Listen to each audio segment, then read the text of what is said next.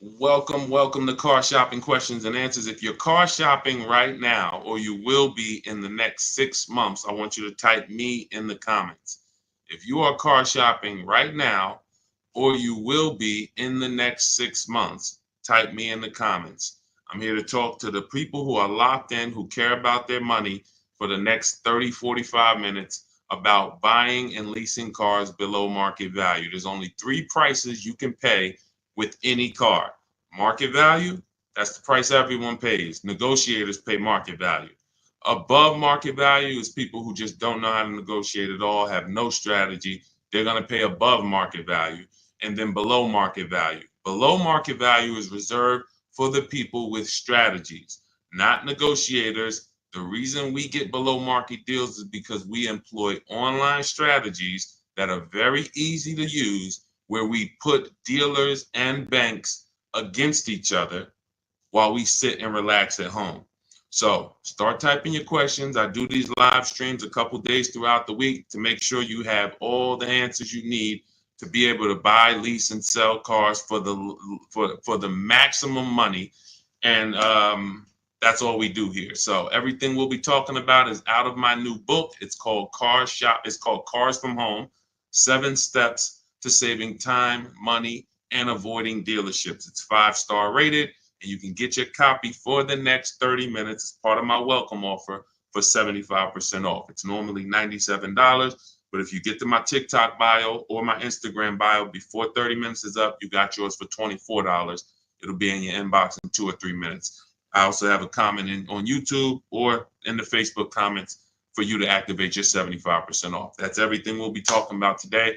Let's go with the first question, Dolan. Let's get the show on the road.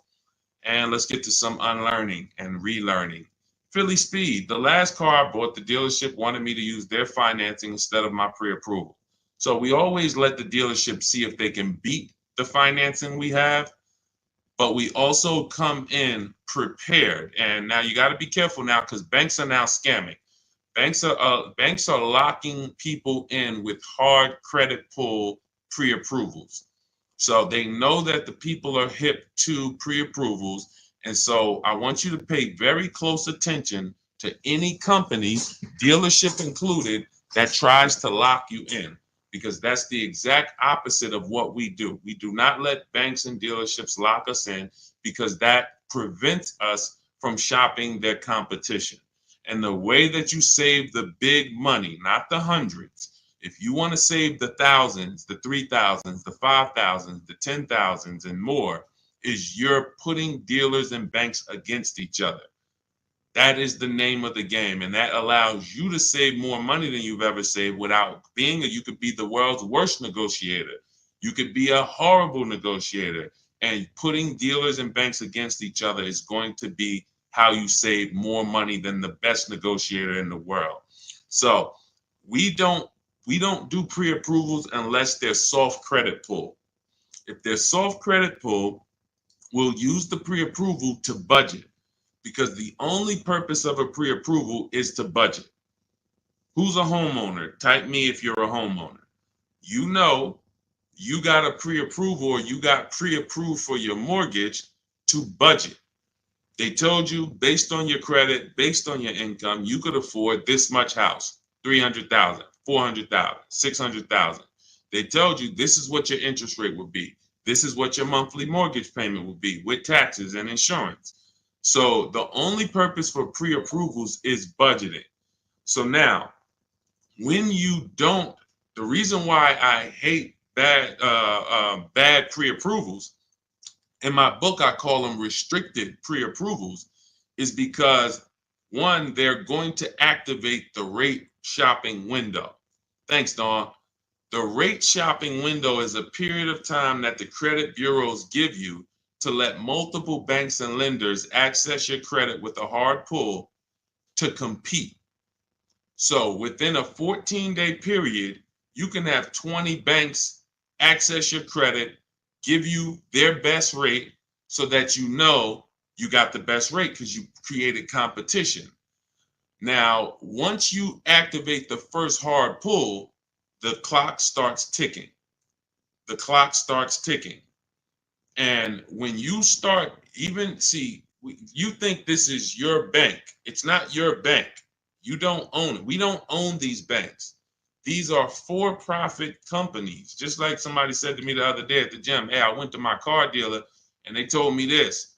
I said, you own a car dealership?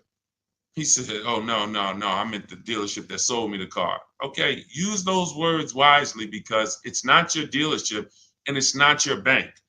These people would not even want to know you if you weren't giving them money. So now that you actually know the truth and you're aware of what that is, let's start putting these people against each other so you can find out that these people aren't truly your friend. So the way we do it, I have a strategy I call the bank bidding war.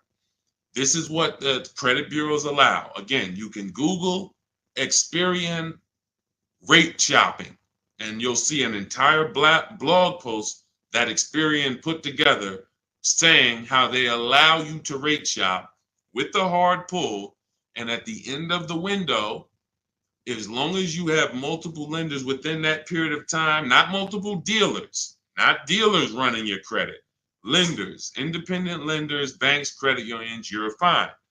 At the end of the window, it's going to weigh on your credit like one hard inquiry.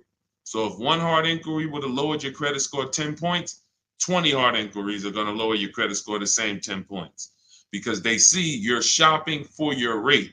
You don't get penalized for being diligent. You get rewarded because they know if you're shopping for your rate, you care about the $2,000 and $3,000 and $5,000 in your loan that you could save by getting the best interest rate.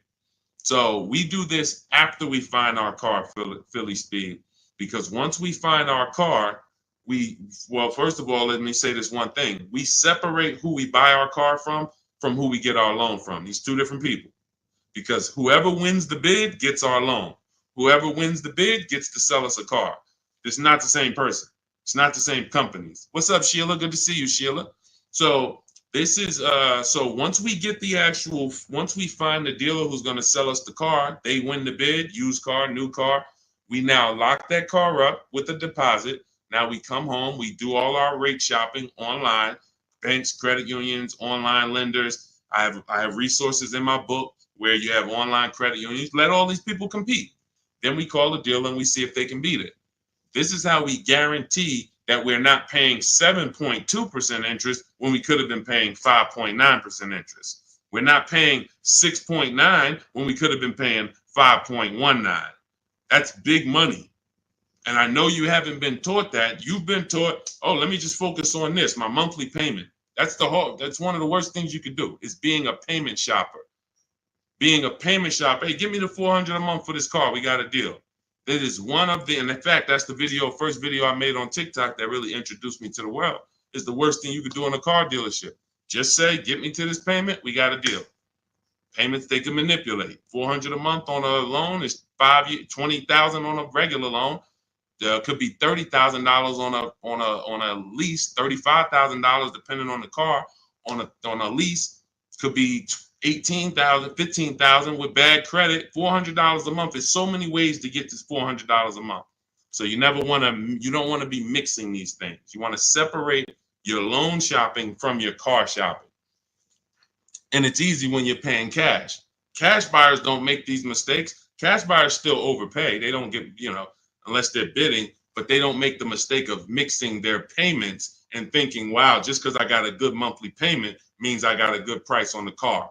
Absolutely not. You could have a great monthly payment, but you paid a terrible price for the car. Two totally different things. That's why we separate them. Go ahead, Dolan. I see a lot of questions coming in. Let's go. We'll keep more coming. Let's go. You ever had bad? Okay, let's go to the next question. I don't even know what that means. I don't even know what that means. Go ahead, Dolan. Next question. Maybe there was a typo.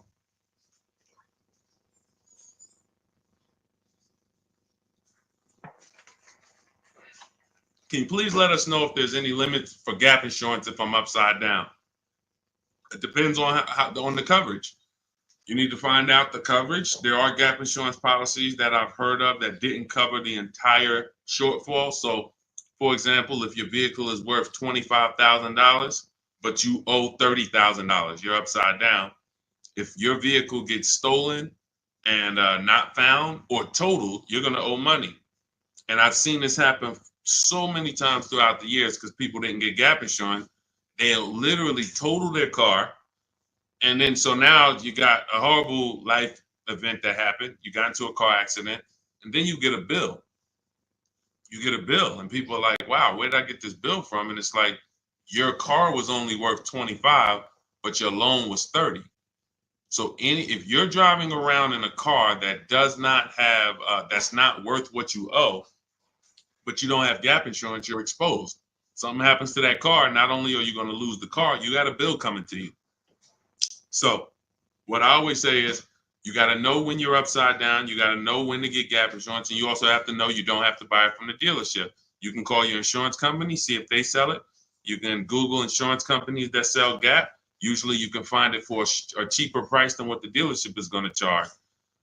But some of the worst, it's insult to injury. It's not many things like losing your car and then getting a bill on top of that. That's almost as bad as like having a car that's breaking down and then you got to fix something on it, but you still have a car payment.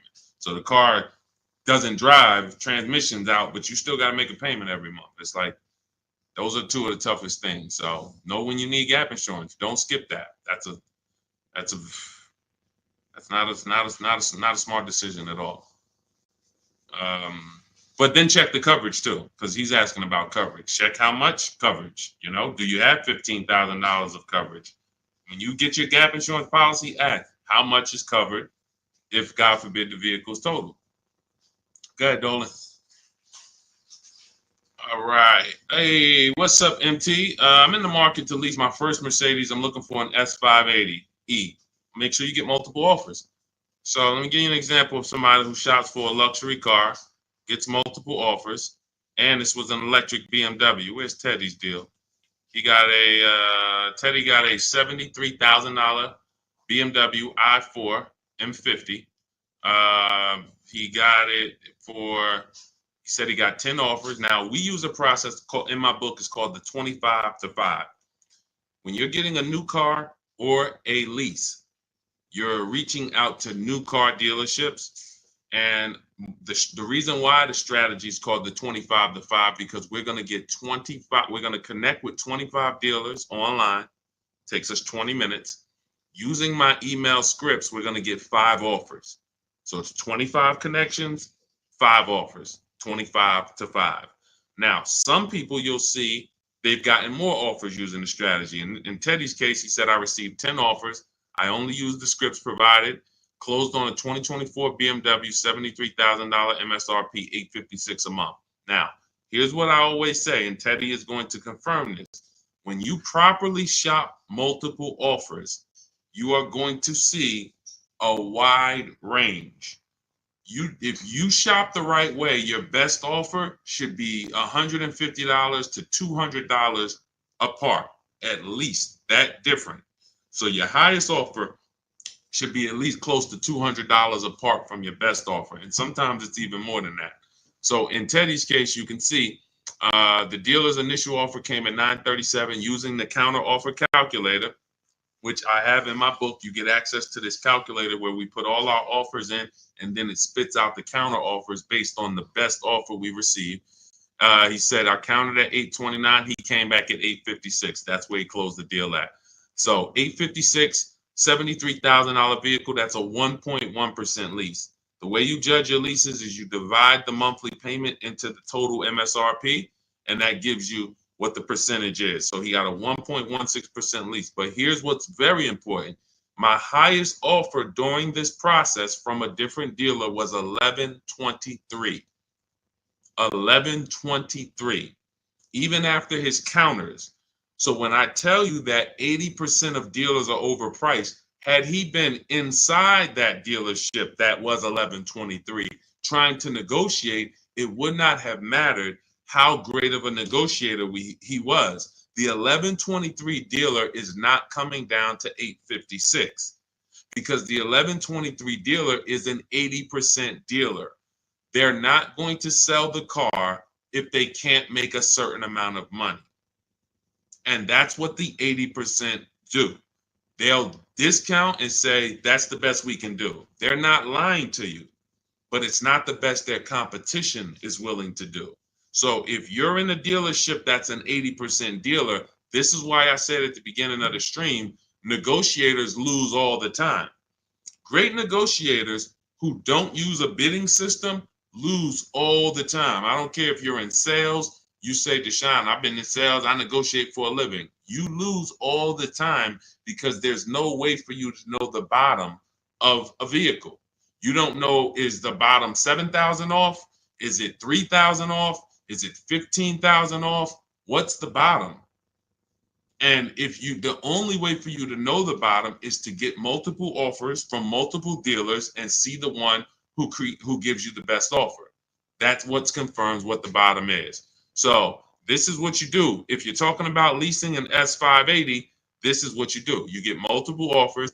On an S580 $100,000 car, you should see a $400 swing from your best offer to your worst offer. You might see $1,100 a month and you might see $1,500 a month from one dealer. That is from a different dealer. That's how different it is. Now, if you want to call around and try to get the quotes yourself by the phone, you can do that. We don't do that. We use email because I believe that most people don't like talking to car dealerships. Believe it or not, there are some people who do, and God bless them. Go ahead, do your thing if that's you. Start calling around. But if you're like, you just want to be able to copy and paste and use emails, that is all in my digital book, Cars from Home, 7 Steps to Saving Time, Money, and Avoiding Dealerships. It's already 5-star rated. Thank you to everybody who's taken the time to write a review about the book.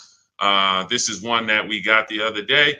Marguerite, I started pulling these up. This book is a must if you're thinking of getting a new or used car. So much has changed in the process since I bought my car 40 years ago. Think of it as a workbook. Even though you finish the book, you'll refer back to it several times. This is another one that I snatched.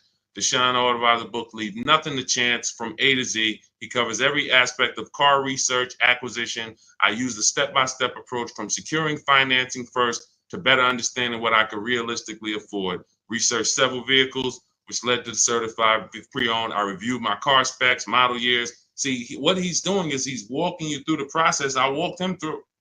That's what it is. It's a process. So when you get Cars from Home, my digital book, you now have a process for getting below market leases, process for getting below market car deals, a process for selling your lease instead of returning it to dealers and they go and sell your lease and make $2,000, $3,000, $4,000 and you didn't even know you could sell leases.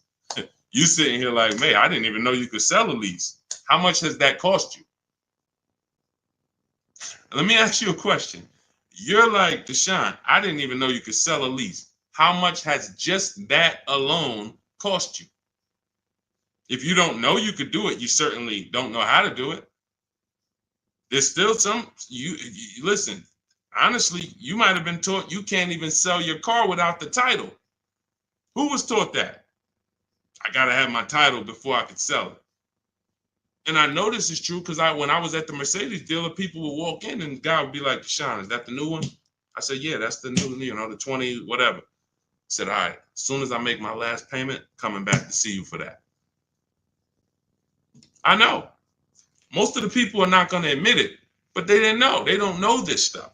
So the reason why we have to get, I'm talking to you who are honest, who are willing to be honest and willing to take the bad news, because that's how we change.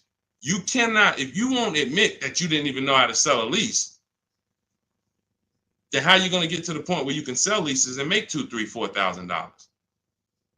See, I always meet people with bad news because I care about your car deal.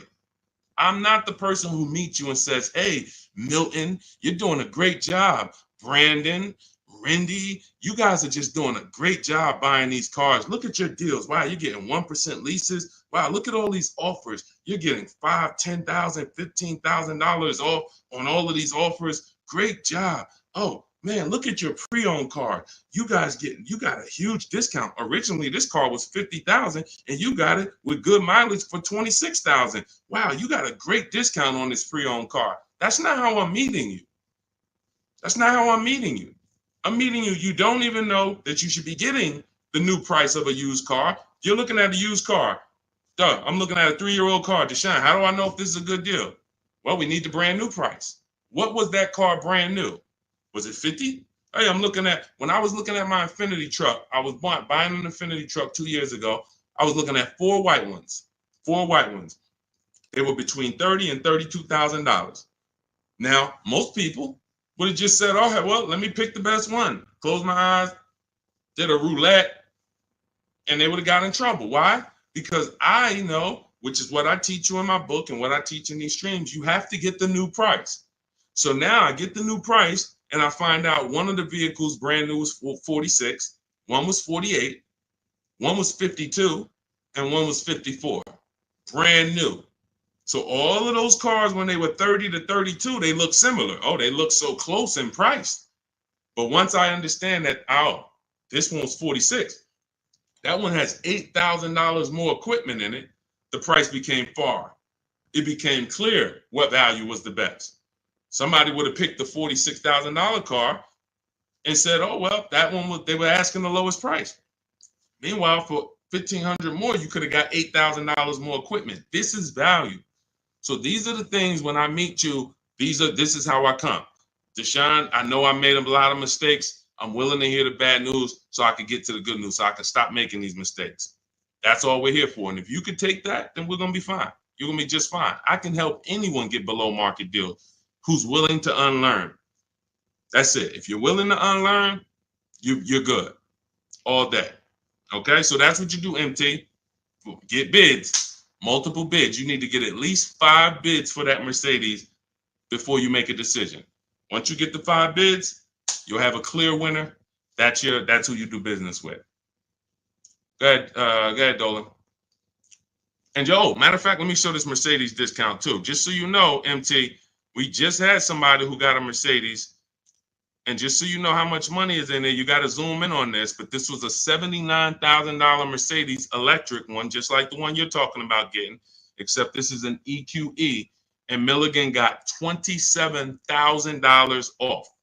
That's 20. Let me put that back on the screen. If you're on Instagram, if you're on YouTube, you can see this. $27,000 off. So I don't want you going in there thinking that, hey, if I could get $5,000 off, that sounds like a deal to me. Well, unless you get multiple offers, or you could leave a lot of money on the table, you'll end up overpaying by like $15,000, $20,000 and never know it. Go ahead, Dolan, shoot that next one up. All right, welcome to the new people who just jumped on. This is Car Shopping Questions and Answers. We're doing rapid fire Q&A. Any car question, throw it up, type it up. Dolan will pull it into the screen. And shout out to the people who have liked the broadcast. Hit that like button. It means a lot. You make sure you run once you do that, you let the algorithm know we're talking big money over here. All right, ID Corals. What's the most discount seeing on a RAV4 Premium? You're feeling for the bottom. That's a losing strategy. So when I look at a vehicle like Tiffany's vehicle, Tiffany, look, she gets a Mazda 2024 CX-90. Her best offer from all of her bids was $6,530 off. At the time last year, Eddie got a Toyota 2023 hybrid Camry. Those were hot. His best offer at the time was $2,086 under MSRP. That was a time when people were still charging over MSRP for some of these hybrids and some of these Camrys. So you don't know what your offer is going to be. I wish I could tell you that, hey, a Jeep Grand Cherokee, if you get $7,000 off, that's the bottom. A BMW X5, if you get $6,000 off, that's the bottom. No one knows. And frankly, there's never going to be a way to know. The only way that you possibly could know is if you're in our network and you see people who make a deal. I'll give you an example. If I see Ansley picks up his QX, his Infinity QX 60. I see Ansley, let's see, he picks up his Infinity QX 60, $58,000 vehicle. He gets it for $554, no money down. He leased it. $554, no money down on his lease. That's a under 1% lease, if you're not aware of how leases are judged. savvy people all know about the 1% rule. So if your lease payment is 1% or less than the MSRP, you stole a vehicle. So this is a 1% lease, no money down. That's the only way we can judge a 1% lease, not with money down. So when I look at the discount on this, he probably got $7,000-8,000 off that Infiniti. He might have got you can't get that type of payment without getting huge amounts off and huge rebates. But he did not know that he was going to get that type of payment on his Infiniti. He did not know that he was going to get that type of payment. He went in, he shopped the market using our strategies. And just so you know, once you know how to do this, it only takes you 90 minutes to shop the market. When you see these people, look at Ansley's last sentence. Started the process Saturday, accepted a deal Monday. This doesn't take you, I'm not ever going to spend more than 2 hours car shopping to get a deal. Never. 90 minutes tops, I'm going to get a below market deal on anything. So when you look at the process of using a computer, this is what they're made for. See, the problem is you're just not using computers. You're not using the internet. You use the internet for Amazon, don't you? Don't you use the internet to shop competitively from Amazon, to go on websites when you need to buy something big? You're going to the internet. But when you need to buy something like a car, you're going to the dealership, not the internet. When every dealership in America has a website that you could be reaching out to them and making them compete. But no one knows what the below market deal is going to be, Cora. It's just ID corals. There's no way to know. We have people who, you saw Milligan, her below market deal was $27,000. It depends on the vehicle. That was an electric Mercedes. Shawn's below market deal on a F-150 Lightning that he got was $20,000 off. Where's his deal? Look, Kimberly, she got a Maserati. That particular Maserati, the below market deal was $20,000 off.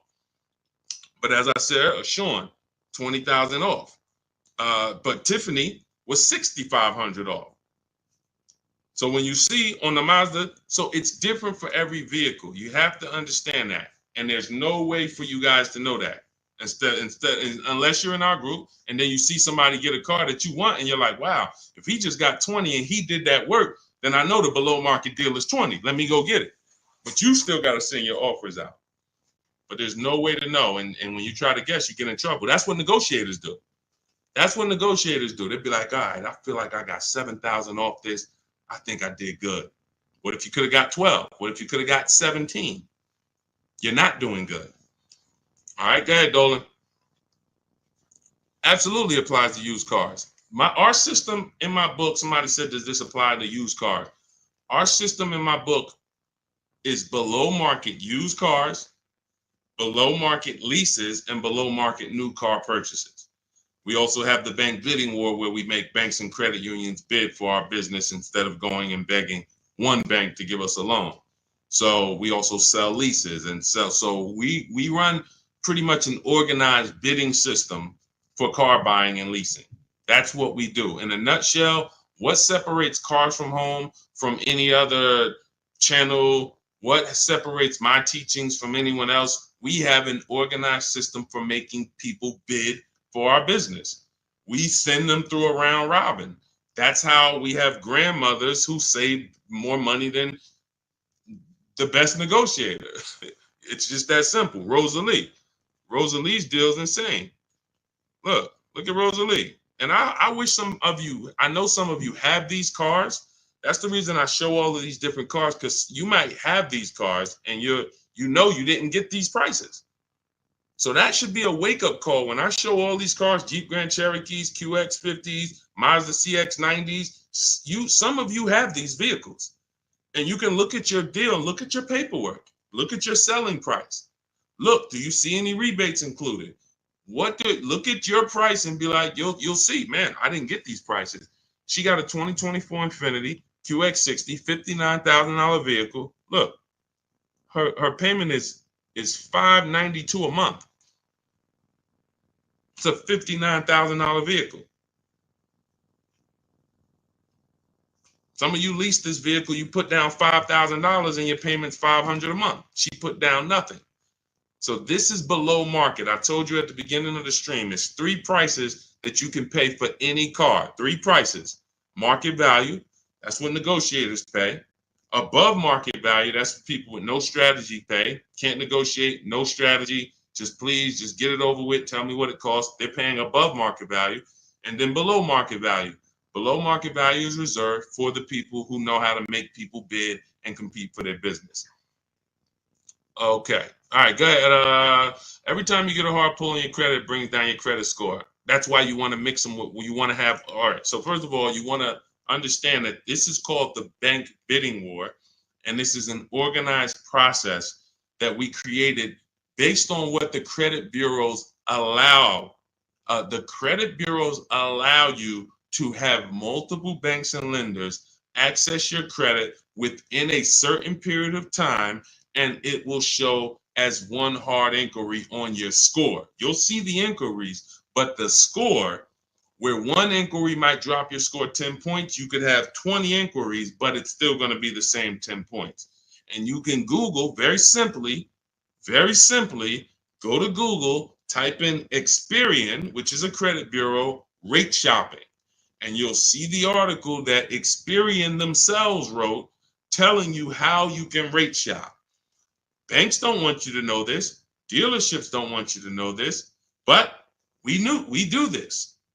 So this isn't something that's new to us. It may be brand new to you, but think about that. If you are letting a lender lock you in to one offer, that means you're not shopping your interest rate. If you're going to Navy Federal because you're so gung-ho and super chummy with Navy Federal, but you're not letting anyone else compete against them, then you're not getting the best interest rate you could be getting. You certainly don't know it. You think because, oh, Navy Federal, they're my credit union, they would never charge me a higher interest rate than someone else would. Who said that? Their goal is to make money. So we use a strategy that is allowed by the banks, by the credit union, by the credit bureaus, and most people don't know about it. That's fine. Most people don't know anything about what I'm talking about. So everything that we're talking about here, most people don't know about selling leases. Most people don't know about getting bids for their cars instead of trading. Most people don't know about sitting online and contacting 20 dealers to get a lease quote using online scripts, emailing only to get 5 offers. Most people don't know about anything we're talking about. Leasing and how leasing saves you way more money than buying unless you keep your cars 8 years. If you keep your cars 8 years, then leasing doesn't save you more than buying. But if you don't keep your cars 8 years, leasing, getting below market lease deals like some of the ones you see that I've shown you, saves you way more, thousands more than buying. Most people don't know any of this. So it's not about that. It's about, will you know it, Dawn? I don't care about what most people know. I care about the people who are like, look, I want to know this. I want to know how to make sure I shop for my interest rate and don't let the dealer shop for it for me, or don't just let one bank give me their offer. No, it's too much money. You know the difference between, and I want to pull this up, the difference in interest between on a $40,000 loan, $40K loan, what's the difference in interest from, let's say, 5.9 to 7.9%? Because we're so busy talking about the money on the car, but we totally overlook the money in the loan. And we don't. So when in my process, those of you who have my book, you know the bank bidding war. You know we're taking shopping at home for our loan just as serious as we're taking getting the best price for our car. So look, on a loan period, 5-year loan, interest paid on a 5.9%, 5.9%, hold on, interest paid at 5.9 is 15.8, difference is 4,000, positive comparison, and interest cost $40,000 loan over 3 years and 5 years. $11,000 in interest? That can't be right. Interest paid is that can't be right. Hold on.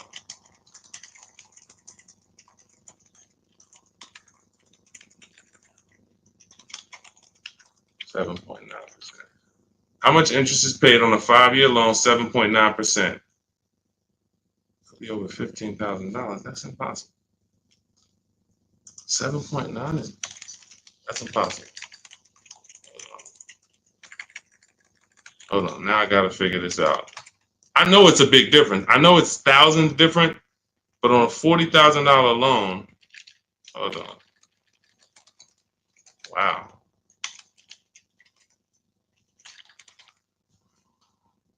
All right. So if I put in a $40,000 loan, 60 months,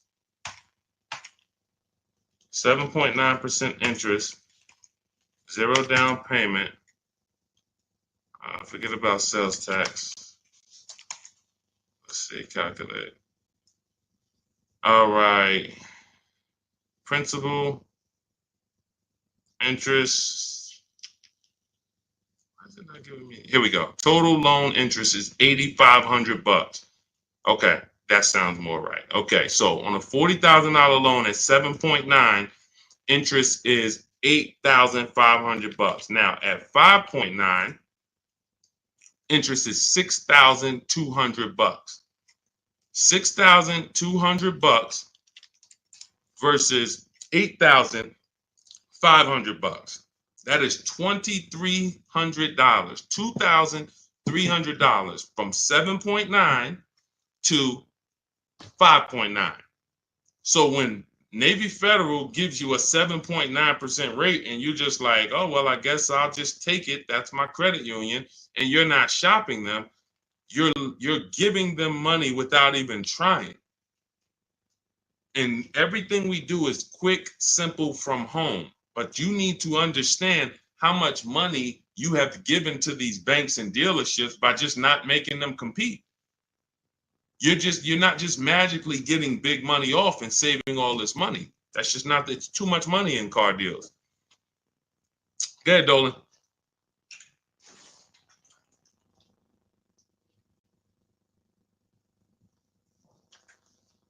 See, I see a lot in a lot of these questions. What I'm seeing is people trying to feel for the bottom. You don't want to use competitive strategies. You're not going to get there that way. Michelle, what's a good APR on a 2014 car? First of all, a 10-year-old car, you shouldn't have a loan. In my book, I teach something called the rule of 72 and the 10th birthday. 72 months is the longest loan you want to take on a car. Anything longer than that is like a 50-year mortgage. If you got to take a 50-year mortgage to afford a house, you can't afford the house. So why is the 10th birthday there? Well, that's because we should have the car paid off by the 10th birthday. In true affordability, you can do this. If you can truly afford a car, you can do this. You can get a car on a 6-year loan that has a payment that you can pay off by the time the car turns 10. You know who can do this?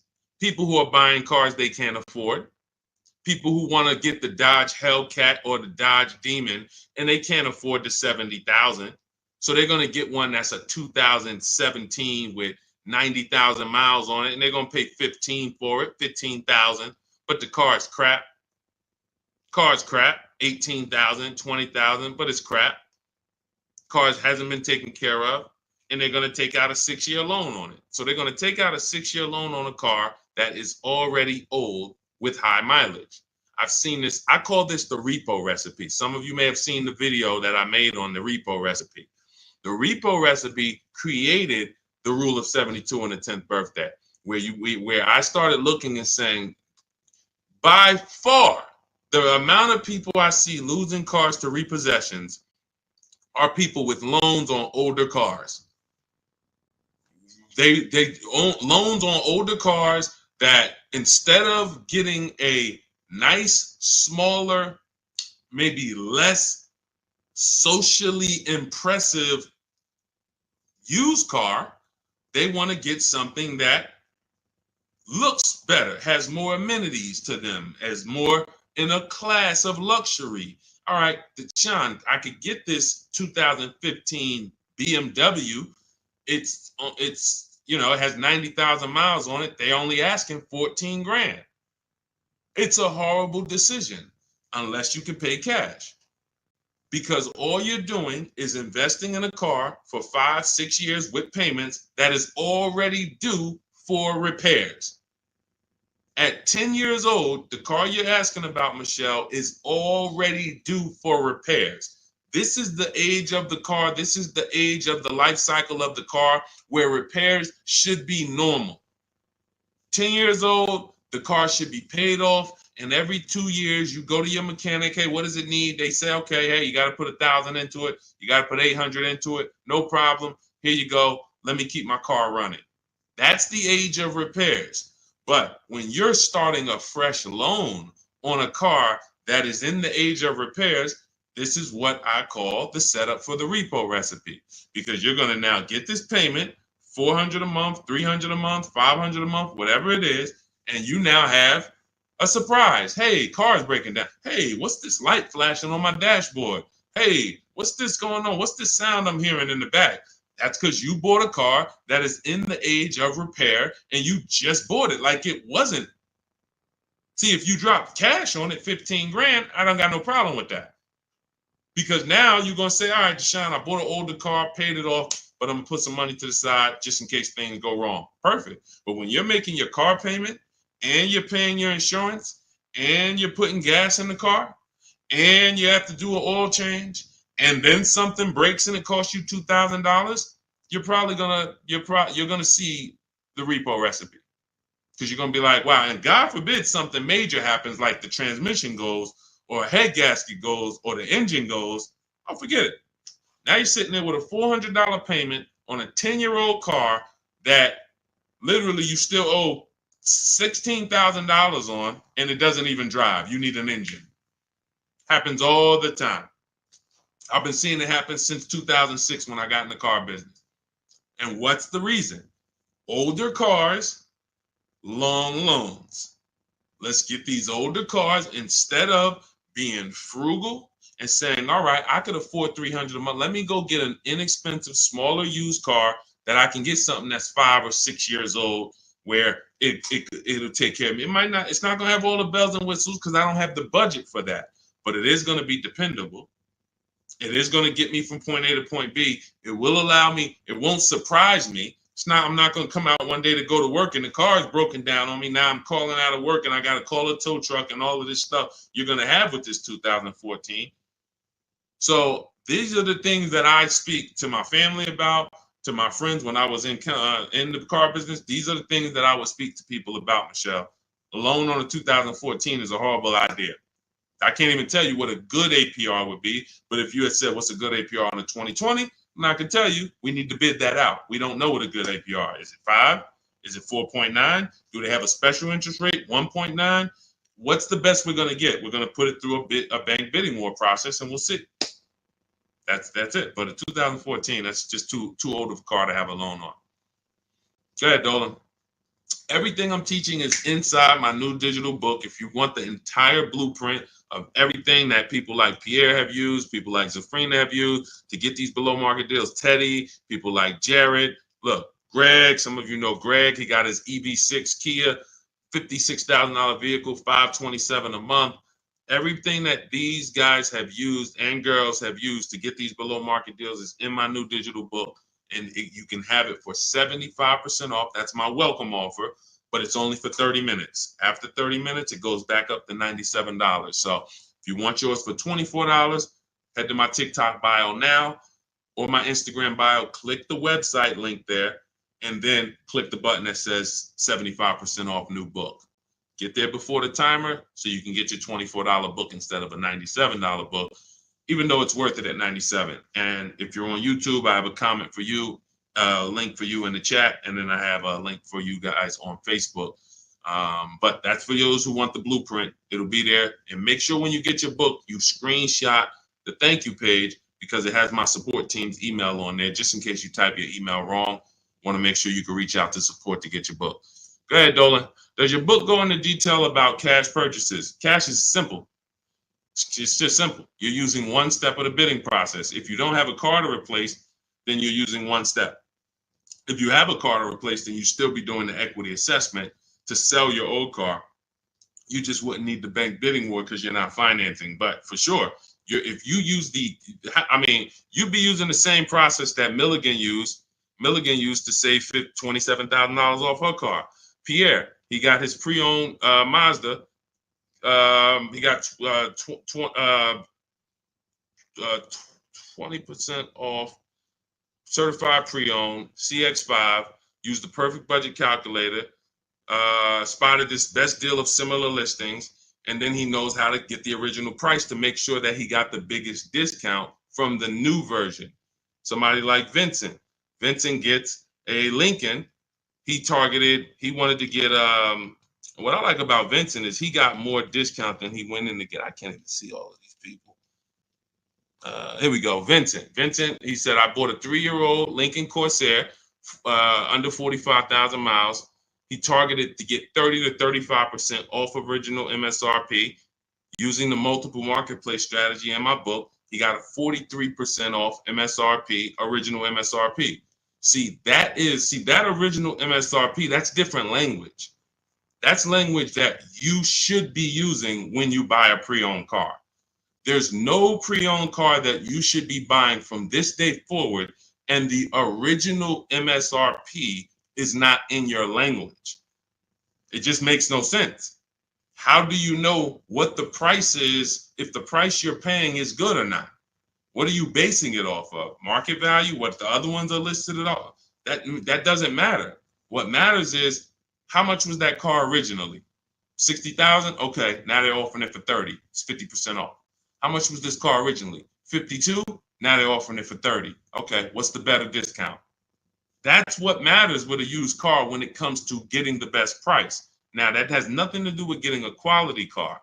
We have different steps we take to get a quality car. You got to get it. You have to check the Carfax. You have to look at the title. We don't want salvage title. We don't want frame damage. We don't want rebuilt titles. We don't want rentals. So you're checking the title. We're looking at accident history. We're looking at service records. We're checking to make sure that there's no bad data on that vehicle. It doesn't have electric problems, doesn't have software problems. We do all of this in literally 15 minutes. That's our steps for making sure we don't get a bad used car. But when it comes to pricing, you must know the original MSRP, or you can't, nothing else matters when it comes to used car pricing. So that's all in my new book. Grab your copy. You'll have the entire blueprint for how we do this. Go ahead, Dolan.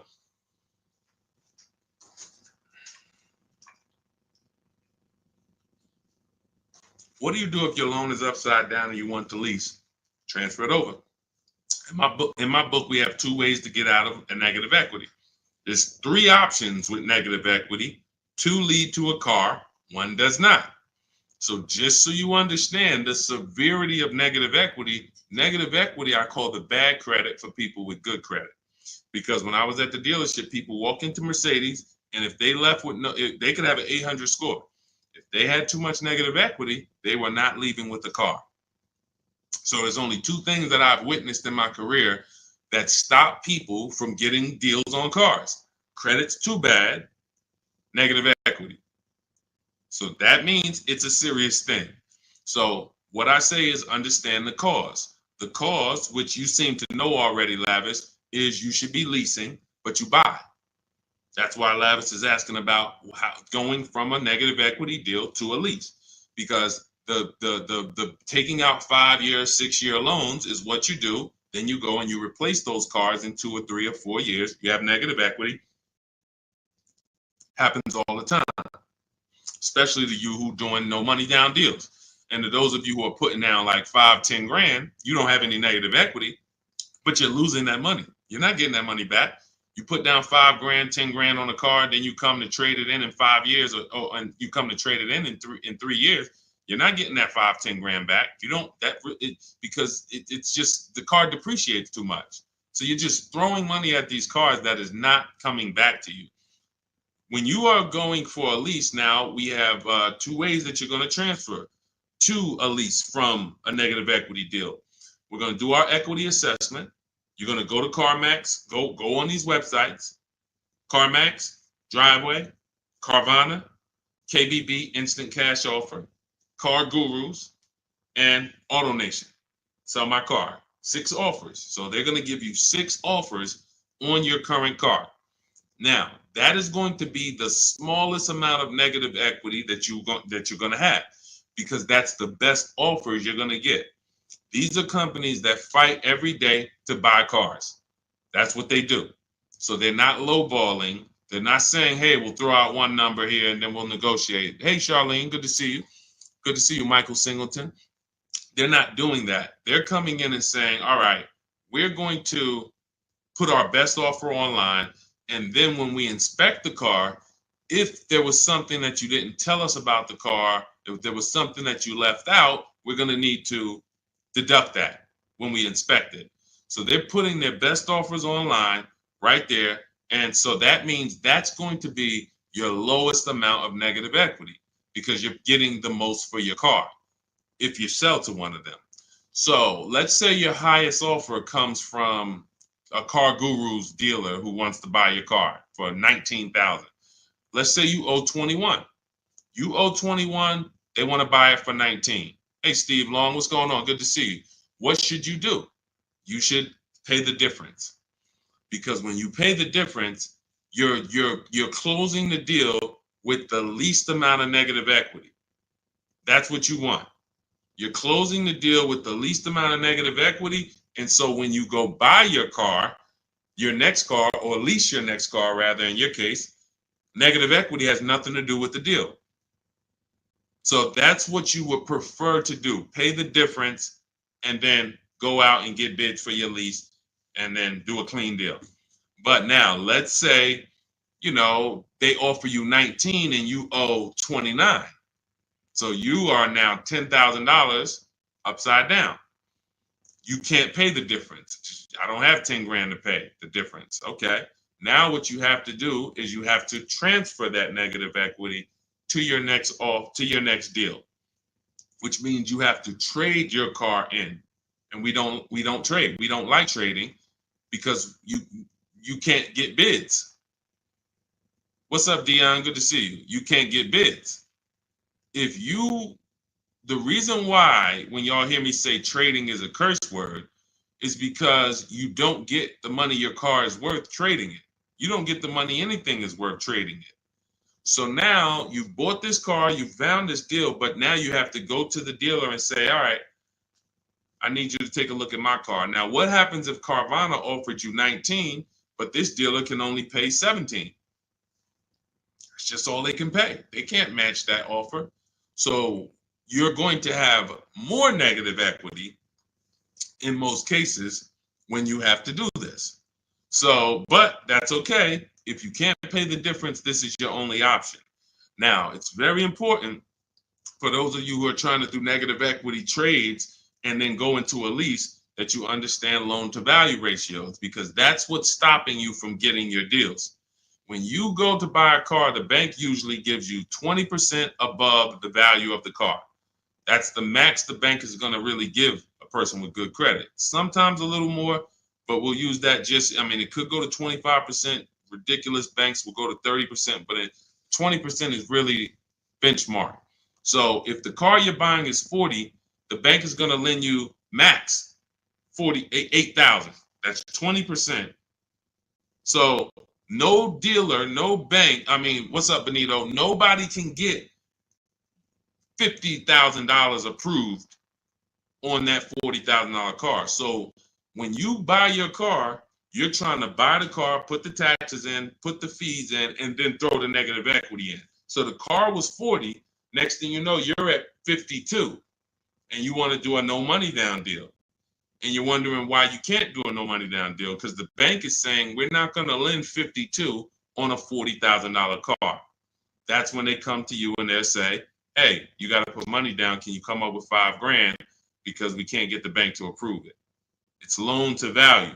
Now, also, what you need to keep in mind is when you can get big discounts off the vehicles, you can actually bring over more negative equity. When you look at Sean saved 20 grand off his vehicle. If he had to throw 7 grand negative equity on there, he could do it. If you had to throw it, honestly, he got a $20,000 discount. If he had to throw 20 grand of negative equity on here, he could do it. Payment's going to be high, but he could do it. It wouldn't affect the loan to value ratios because he got a huge discount off the vehicle. We talked about Tiffany. She got $6,500 off of her vehicle, her Mazda CX-90. If she wanted to slap $7,000 of negative equity on top of this deal, she could do it because she got a big discount. And the bank says, well, we're basing the loan off 44, not the fact you bought it for 36, 38. You got a big discount, but that we don't care about that. We're looking at 44 and we'll lend up to 51 or whatever. So if she gets $7,000 off and she wants to throw $7,000 in negative equity, the bank's going to say that's fine, no problem. So it has a lot. It has a lot to do with how much negative equity you have, and also what is the vehicle you're getting and how much discount did you get off that vehicle. That's what matters. So make sure you understand what's causing negative equity, which is for you. So because, like I said, Lavish seems to understand she's going into a lease, but the cause for negative equity is buying cars when you should be leasing. Very simple. Yeah, Bella, that's a $7,500 rebate, and that's not the only thing you should be thinking about. Like you want to look at what discount can you get in addition to the $7,500 rebate. That's how we have people that are saving, $15,000, $10,000, $20,000. They're getting the rebates for the electric vehicles, but they're also getting huge discounts from the dealers that are winning the bid. Go ahead, Dolan, shoot the next one out. Okay, all of this is in my new digital book. It's called Cars from Home, 7 Steps to Saving Time, Money, and Avoiding Dealerships. This is the blueprint. This is 14 years of car business experience with Mercedes, with General Motors, and running my own brokerage and teaching thousands of people online how to get these below market deals and using a system. We don't wing it. It's not an accident. It's not like, oh, I hope this works. This is a particular set of things you do online to make dealers and banks bid, and success is guaranteed. If you trust my process and forget about your old way of no process, you will be fine. The success is guaranteed. So as part of my welcome offer, you can get the book for 75% off. It's normally $97 because it's worth every penny. I didn't want to price the book like it was a regular book because it's not. So it's normally $97, but for 30 minutes, you can get your copy for 75% off as long as you get to my TikTok bio, click the picture of me before 30 minutes is up. The welcome offer is only 30 minutes, then the price goes back up to $97. So you can go to my TikTok bio, go to my Instagram bio, click the website. You can go to the comment section on YouTube or the comment section on Facebook. Click the link and get your 75% off. But make sure when you get your book, you screenshot the thank you page because it has the link right there to open the book. And then I also email you a copy, but sometimes you'll type your email in incorrectly and we can't email it. So you'll have my support team's email just in case. Is Capital One a good option to finance a car? We get bids. We spent a lot of time. You must have just jumped on, Jen. We get bids. There is no bank that is giving you the lowest rate. If a bank always gave you the lowest rate, they would be out of business. So when we consider what lenders, why do you think there's people in the money business? There are people in the money business. They don't care if you buy a car. I see you, Genome Hamilton. We'll get to you. Get that question from Genome on Facebook, Dolan, next. So why do you think there's people who are in the loan business? They don't sell cars. Banks don't sell cars. They sell money. So when you just see the overpaying, I told you guys, it's 3 prices you can pay for anything you get. Market value, above market value, below market value. That means you can get a market value loan. That's the average. You can get an above market value loan, which is above average, 2-3 points higher than what you could have got just because you were lazy. Now you're paying not 8.2%, but you should have been paying 5.7%. But you just didn't bother. You just said, okay, I guess this is it. But below market deals come from competitive offers called bids. So when you are when Capital One should be a bank that you get a bid from, Navy Federal, Bank of America, Community Credit Union, Lightstream, everyone and anyone should be in the bank bidding more, because the more the better. So when you get my book, you get the bank bidding war blueprint. For those, every time you're going to finance a car, you would use that process to make banks and credit unions bid for your business, so that you guarantee you got the lowest rate. You don't drive off hoping you got the lowest rate when you didn't even make anyone shop. How would you have the lowest rate? There was no competition. We cannot get money off when there's no competition. The big money, the thousands of dollars off that you're seeing, is reserved for competition. This is reserved for people who make people compete for their business. That's what the big money is reserved for. Look, 4 days of leasing like a boss. Started with a Kia Telluride EX. That was my first choice. 15,000 mile a year lease, range from 642 to 753. Moved to Honda Pilot EX. All-wheel drive is choice B. Got quotes between 616 and 719 after contacting every dealer in North Carolina. We do this totally online, so Melissa's talking about the entire online process. The dealer I ended up leasing from originally quoted me 719, came down to 616 in 3 days, 0 at signing, 0.13% lease. This is what it's about. Competition. She knows she got the best price. You can't go to her and be like, Melissa, you think you could have did a little better? She's going to be like, look at all the offers I got. Do you think I could have did better? You're going to look and say, no way. See, competition is what gives you the peace of mind.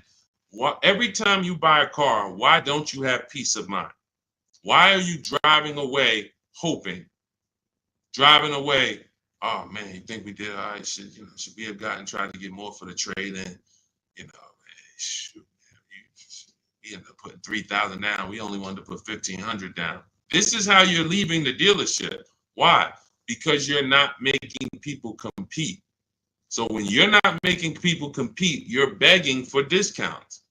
And you have no leverage to be able to compare to even know that you got the best price. You have nothing to compare it to.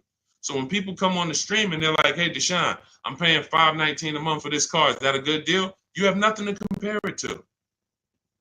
Hey, I got a 2019 Mazda 3 for $17,000. Is that a good deal? You have nothing to compare it to. But if you had seen 7 Mazda 3s and then the one you got, it was originally, $31,000, but you paid, $17,000 for it. You know this. And this stuff is simple. This isn't building rocket ships. But this is reserved for the people who care about their finances. Everyone doesn't invest. Everyone doesn't save. Everyone doesn't, take financial literacy seriously in any way. But there are opportunities that flash past all of us where we can absolutely benefit from learning things that other people don't know. If you learn how to invest in stocks better than other people, you're going to do better than other people. If you learn how to get cars less than other people, you're going to get less than other people. This is not by accident. But you got to focus. This is your second most expensive purchase. So this is only for the people who are focused. This is for you. The blueprint, everything, my book, anything I do, the streams. The streams aren't for distracted people. We can't do nothing with distracted. There's people on here right now that got me on one channel, playing video games on the other channel, and then eating with another hand. And they think it's hard to win like that. And we're going to talk about a $30,000, $40,000, $50,000 transaction, and you're not even really focused. So I want the people who are focused to understand your success is guaranteed. Just by being locked in, your success is guaranteed. Because we have a process that you can trust that you no longer have to wing this car buying thing. I've been in this thing since 2006. Car buying is very predictable. New cars, used cars, leases. There is nothing a car salesman is going to say or type to me or send to me in an email or send to my people that I haven't seen before. I used to have to send those same emails, copy and paste them. It's so predictable. So once you understand that, you'll understand why we're able to get these deals. All we're doing is putting people against each other. Simplest terms. Simplest terms. But we do have some advanced stuff when it comes to leasing versus buying. Obviously, this is more advanced teaching that people don't understand. But getting the money off, it's competition. Competition. Go ahead, Dolan. Shoot the next one in. Jerome Hamilton, if I get a GM employee discount, can I get a better lease? Who knows if they're going to really give it to you? See, the problem is when you walk in and say, hey, I got a General Motors discount. All right, here, let me work you up these numbers. All right, it's $601 a month with $2,000 down. Oh, that's the GM price? Yeah, that's the GM price. How do you know that? How do you know the GM price? How do you know it's not $3,000 in rebates that I'm holding back? How do you know it's not $3,000 in rebates and I'm only giving you $1,000 of it? Here, hey, I also we have $1,000 rebate. I also put in there for you. Oh yeah, you did with the GM pricing? Yep. You don't know. You don't know. So no matter whether we get X plan, GM deal, Mercedes fleet, does not matter. Multiple offers, because when you get multiple offers, what you're going to see is that some people are not going to give you the GM discount. And some people are not going to give you the rebates. They're just not going to do it. It's in their DNA. An 80% dealer is going to try to make everything they can make. I'm not giving this guy the $2,000 rebate. Wow, come on, I'll sell his car to somebody else. So now you're going to deal with an 80% dealer and hope you can get a deal. No. Once you see the 20% that says, here's your GM discount, and here's a $3,000 rebate, and here's the price. And then you compare it to the others, you're going to see, oh, those guys were trying to get over on me. Of course, that's what they do. That's what they do. 100%. Go ahead, Dolan. We always get bids. Doesn't matter. You can't trust anybody to give you a price and give you all the rebates and give you the hidden money like they're your friend. That's just not going to happen. If they rather make the $5,000 themselves, why am I volunteering money that you're not even asking for? You came in and you asked for a GM discount. I'm giving that to you, maybe. But you didn't ask me about these rebates. You didn't ask me about, I don't need to volunteer this. This is how they look at it. So many times you get in there, you go, oh, give me the invoice price. Can you give me the invoice price? We got a deal. Man, if half these people that I've shown you on this stream had accepted invoice price, they'd be looking at these prices that they paid and saying, why the heck did I pay that price? Invoice price means nothing. What if you got a $7,000 rebate, $15,000 rebate on some of these vehicles? What if you got a $4,000 rebate? Invoice price has nothing to do with rebates. So now, all right, I'll take off $2,500 to get you the invoice, but what about, that's it? You happy with that? Yeah, that's all I want. My father told me get the invoice price and I got a good deal. All right, your father was sadly misinformed.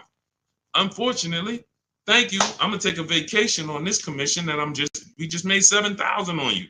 My cut is probably $1,200. I got a nice pay. Thank you. Thanks to your dad too. It's a good guy. Good guy. Keep following his advice. This is how it goes. Unfortunately, these people are not your friends. And as a former car salesman, I keep it straight. I keep it straight because unfortunately, most people on here, you just I'm going to my car dealer. These people are not your friends. You invite Charlie over to barbecues. Charlie is my friend. He's been selling me cars for 20 years. Sold my dad cars. Once you start making him compete, next time you buy a car, lease a car, say, hey, Charlie, look, I'm going to get a number from you, but I'm also going to get numbers from a couple other dealers. Hey, what you mean? Watch Charlie get mad. Watch Charlie get mad. What you mean? What, you don't trust me? I've been doing business with you for 20, 30 years. Yeah, but I want you to actually, I just want to, this guy Deshone told me I need to shop around, always make sure, because it's a lot of money I could be leaving on the table. Oh, man, come on, man. See, that's a person that never wanted to compete. He would rather come to your barbecues, be friends with you so that you don't make him compete. Because the minute you start making dealers compete, you're going to see how much money you've been losing. That's the only way. It's the only way. You start making these dealers compete, you're going to see, dang, I've been overpaying. Some people right now getting phone calls right now. Hey, come on in. We're going to upgrade your lease. Good news. We're going to keep your payment around the same price. Who's getting these phone calls? Who's getting these phone calls? Good news. I can get you out of your lease right now and get you into a new lease about the same payment. Who's getting those phone calls? Who's getting those phone calls? I ain't been on since 5 a.m., KD. Chill out, bro. Chill out. Who's getting those phone calls? Right? Hey, come on in. I could get good news. I could get you in the brand new 2025. You don't even have to you don't even have to put no money down. Come on in, right? All of that, right? Everybody's getting those calls. Why? Because 2022 and 2021, they overcharged you and your payment is so high, even though deals are a whole lot better. They were better back then, but they put you in a high deal back then. Now what they're trying to do is keep you in that high deal, hoping you're used to it. And they want you to think that's normal. They want you to think, hey, Mr. Hayes, yes, you've been paying $750 a month since 2022. Good news. The market is all bad. The market's bad, right? Oh, yeah, I'm hearing that. Thank you. Thank you. I'm glad you're aware. Now, see, you say stuff, you don't even realize you say stuff that helps them make more money. That's why we don't talk in my system. There's no talking. But when you say, a lot of my friends been saying, man, these prices been high. I don't even know if they ever gonna come down. Yes, thank you. You're right. You're so right. We say the same thing in here every day, Mr. Hayes. But the good news is this. I can actually get you in a new vehicle and keep your payment around the same price as your old 2022. Oh, yeah, you can do that? Yeah. Man, well, I really like to come down. Yeah, but listen, things have not, interest rates are high, right? Have you been following interest rates? Yeah, I have been seeing that they're high and they've been high for a minute. Yeah, so that's all affecting the prices we can offer now. But, normally your price will go up by about $120. Normally you go into the 2025, but, I see you bought a car in the past and I was able to pull some strings, work with my manager, and we can get you on a new one, keep your price around the same. Okay, all right. When can I see it? Come on down. When can it come down? That price should be dropping from $750 to like $520 because the market is entirely different. There's been great deals out here since the daggone pandemic. It's been great deals. During the pandemic, we helped Bonita. Bonita got her Telluride. She got it for $600 a month during the pandemic. That's why I always show her deals. $600 a month. People are leasing these for $800 a month, $900 a month during the pandemic. This was 2022 when people were leaving out of the dealerships with axes in their heads. Couldn't believe how high they were paying. She believed $600 a month, her dream vehicle. So these deals have been out here. Look, Greg made this deal. Look, we've been making deals, below market deals. Look at Danielle. $44,000 vehicle, $550 a month, no money down. Charles, Palisade, $48,000 vehicle, $597 a month. Hyundai Palisade, top 5 SUVs in the market the last 3 years. So the people who tell you there's no deals, they don't know how to get them.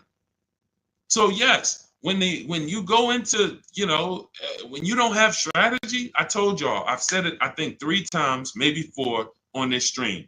There's only 3 prices you can pay. Market value, that's what all the negotiators are going to pay. They think they did well. All they did is pay the average price of a negotiator. Now you got above market value. That's for the people who can't negotiate. You don't like negotiating. You're not good at it. You just close your eyes and hope that it works out for you. You're paying above market value. And then below market value, which is what you see these people pay because they're not negotiators. They make people bid. And when you make people bid, You don't have to be a negotiator. If someone comes in to fix, you want to get your kitchen redone, and they tell you, okay, it's going to be $50,000. Yeah, hey, is that your best price? All right, yeah, all right, because I'm going to have 3 or 4 other people come in and get a number too. Okay, well, I might be able to get you from like 50 down to like 45. Okay, it's all right. I'm going to have another person come. Another person says, I could do it for 41. Another person says, I could do it for 60. Okay, another person, I could do it for 42. Now you're creating competition, and all of them you tell, hey, getting multiple bids, and they're going to give you their best offer. Doesn't mean they're going to win, but when they know you are getting other prices, they're going to give you their best offer. And that's what I tell you. When people say that's our best offer, Mr. Nunn, that's my best offer, Mr. Henderson, they're not lying to you. That's their best offer. They're not going any lower because they want to make a lot of money. Look, man, I'm making $6,000 on this car. If I can't make it, I'll sell it to someone else. I'll sell it to someone else. I don't need to sell. That's how the 80% of dealers think. You expect the incentive to get a lot better the next few months, especially Ram. What are the incentives now? Unless you can tell me that you shop multiple dealers for Rams and you can show me 5 different offers you've gotten on a Ram, you don't know what the incentives are now. How can we wonder if stuff's going to be better? What are you comparing it to? You went into one dealer, Dodge dealer, hey, how much is this Ram?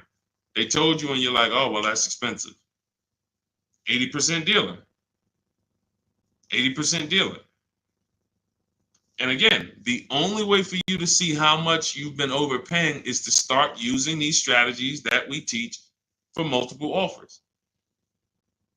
And I know, sometimes it's hard to face that. Sometimes you would rather not see how much you've been losing.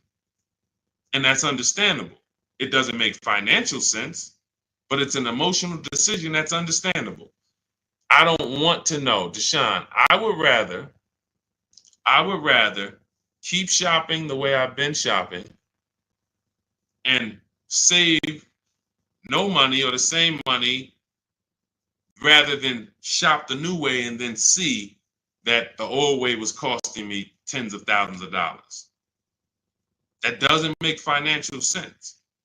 But the people when you ask, are the incentives good? You got to know what the incentives are now. That means we run the market. When I was shopping for my mother a couple years ago, I ran all the offers on a Mazda CX-5 for her in October. I didn't like the deals. I didn't like the lease offers. I contacted them again in November, emailed them all again. Hey, what do we look like in November? Didn't like the deals. Emailed them one more time in December. Or one of the dealers actually reached back out to me and said, hey, I got this car coming in. We did the deal in December. That is keeping track of incentives. That's monitoring programs. If I shop the Ram right now, it'll take me no more than 60 minutes to get literally 5 to 7 offers on Ram. Using my system, the 25 to 5 strategy in my book, I go into the book, I literally use my scripts, and in 60 minutes, 90 minutes, I'll have 5, 7 offers on Rams. That's just how it works. So now I'm able to look and see, all right, what type of discounts are they offering? What are the incentives? What are the programs? Do I like them? Do I not? All right, let me check back let me check back next month. Let me see if there's any new incentives.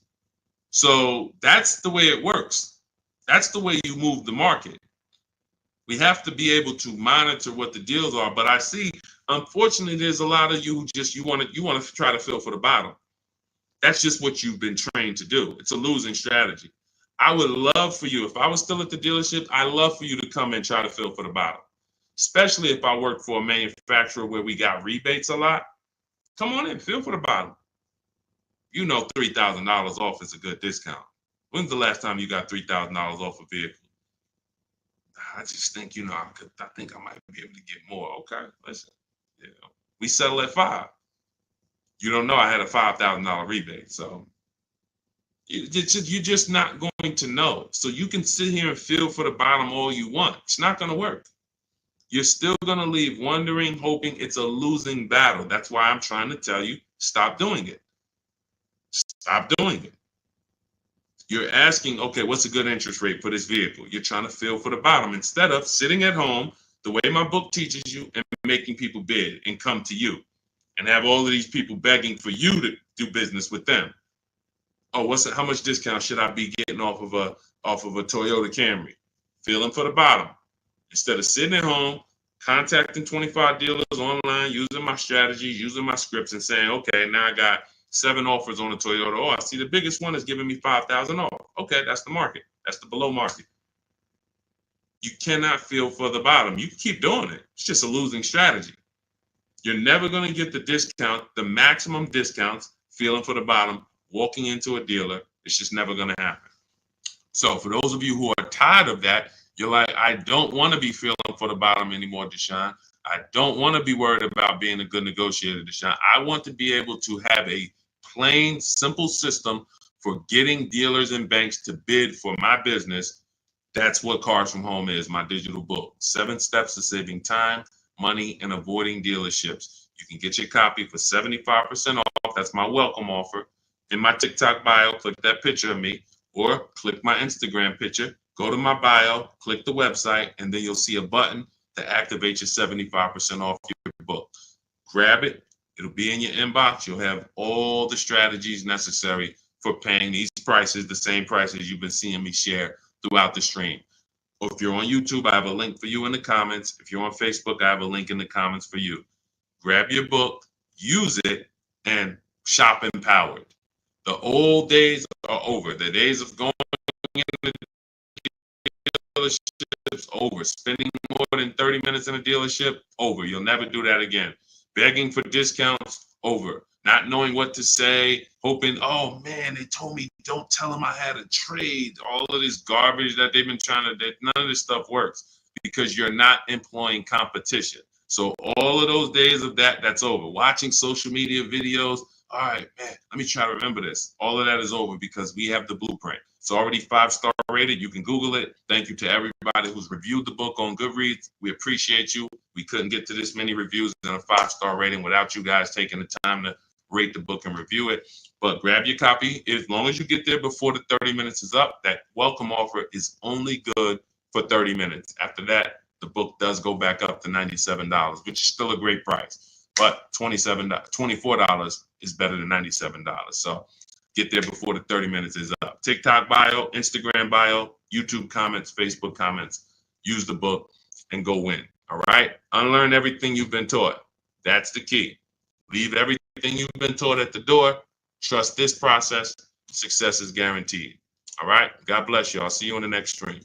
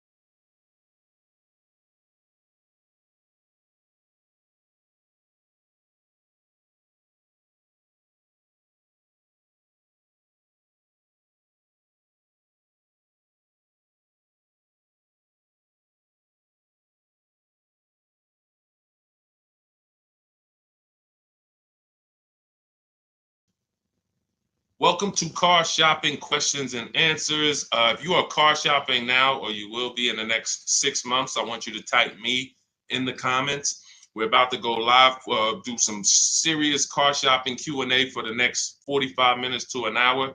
So you can start typing your questions, as many questions as I can get to in an hour. We'll get through them. And what you often will see, that someone else is going to ask the same question you have. So a lot of times you'll actually, even if you can't get your question into the stream, because usually by the time we get 20, 30 minutes in, we got lots of questions and we don't always get to them all. But usually someone else will literally ask the same question that you have. So, so we can start talking. I'm just sharing this to Facebook now. This entire stream is sponsored by my new digital book. It's called Cars from Home. 7 Steps to Saving Time, Money, and Avoiding Dealerships. You can get a copy for 75% off for the next 30 minutes in my TikTok bio, my YouTube, in my TikTok bio, my Instagram bio, the YouTube comments, or the Facebook comments. And the book's normally $97. Everything we'll be going over today will be out of that book. Every answer that I give you is out of that book. So if you want the entire blueprint and you don't want to remember the things that we're about to go over, you grab the book, and obviously everything we're about to go over, we wouldn't be able to cover everything that's in the book. There's like 100 questions that'll be answered in that book. So let me just share this to Facebook, and we'll get started with the first question that we got from TikTok. So type your questions in as fast as possible, and type your questions in one shot. Don't do like a part one, part two, and because then Dolan can't bring them into the stream. Okay, Dolan, let's get going. Let's throw up the first question, please. Nora, I'm upside down on my vehicle. How do I get out or pay off early? There's two ways to deal with negative equity. One of them is easier. It depends on the resources you have. So you have the option to pay the difference, which means you are actually going to say my highest offer for my car is $18,000, but I owe $20,000. That means I have $2,000 of negative equity. I'm going to pay that off. That way I can go and do a clean transaction for my next car.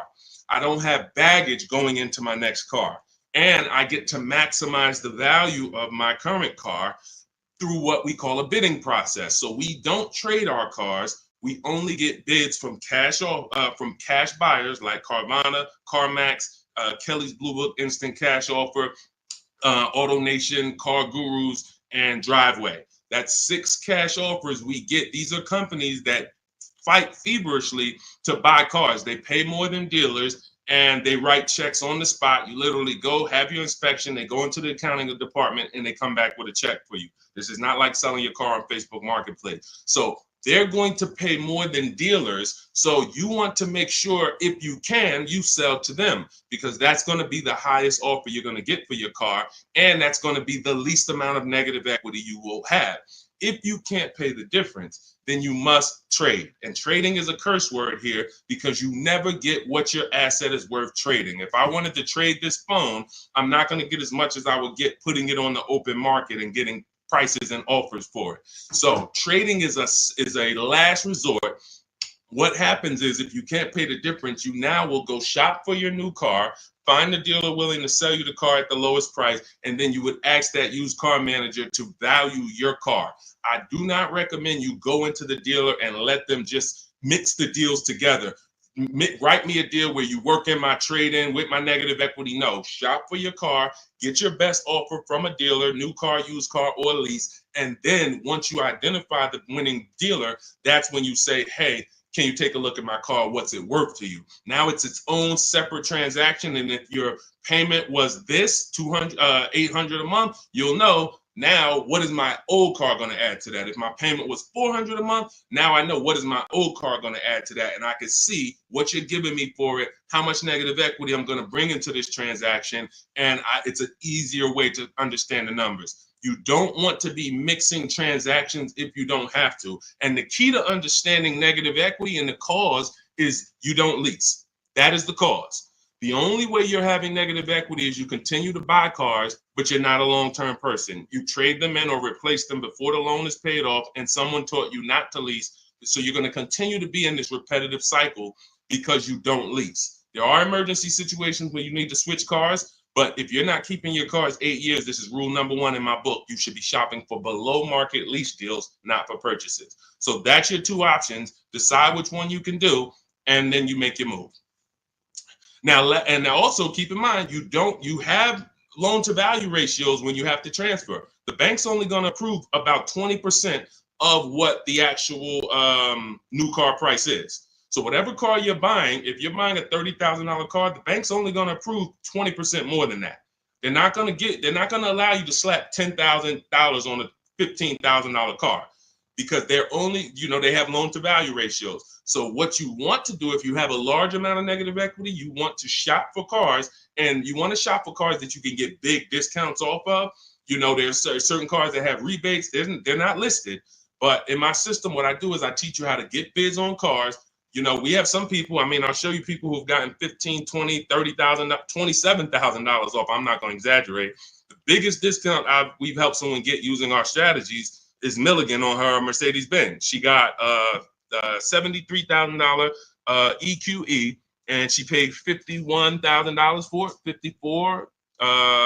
It's $27,000 off. I got it up here. So if she had, let's just say she had 15,000 in negative equity, it's no problem. She's not going to blow out the loan to value ratios because she got a huge discount off the new price. So it's going to fall within the bank's parameters. But I hate negative equity. I call it the devil to your car deals. I call it the bad credit for people with good credit. So it's important that when you get out of it, you know what the cause is, because if you don't know the cause, you'll be in negative equity again in 3 years. Most of you who have negative equity, you should be moving from a purchase into a shopping for below market lease, and stop tying up your money in these cars, and you'll never have negative equity again.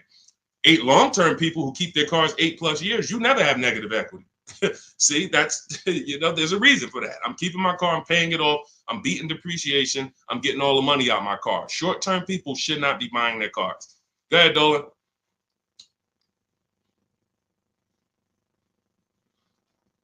All right, keep typing your questions, y'all. We'll get to as many questions as we can in 45 minutes. Now, let me just actually say this. We have a 7-step process. Everything in my system is 7 steps. We don't go, see, a lot of times you don't understand what you should be doing first. Should I be focusing on my old car, my trade-in, shopping for a car first? What should I be doing first? So we have a system that you actually now have a process. It's 7 steps. First step is the most important question. That's leasing versus buying. How are you going to beat depreciation? Because you're about to buy a depreciating asset. If you buy a depreciating asset with no plan to address or beat the depreciation, you are going to lose like everyone else loses. So we need to see, am I going to beat depreciation with a long-term purchase, or am I going to beat depreciation with a below market lease? Long-term purchase, I got to tie up my money.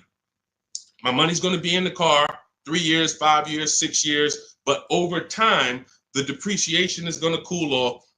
I'm going to have a vehicle that doesn't depreciate much. Who has a vehicle that they've had for more than 10 years? Type the number of years you've had it in the comments. If you had a vehicle for 10 years, type 10, 12. Even if you had it for more than 8, let's go 8 because it's called the 8-year rule. If you've had it for more than 8, type the number of years that you've had your vehicle in the comments. Let's see how many long-term people we truly have, because not a lot of people are long-term. Like every time I ask this question, we don't get a lot of people that's like, yeah, 8 years, 10 years, 12 years, 15 years. Look, we don't have many people that can say they even have a car on here that they've had for more than 10 years, more than 8 years.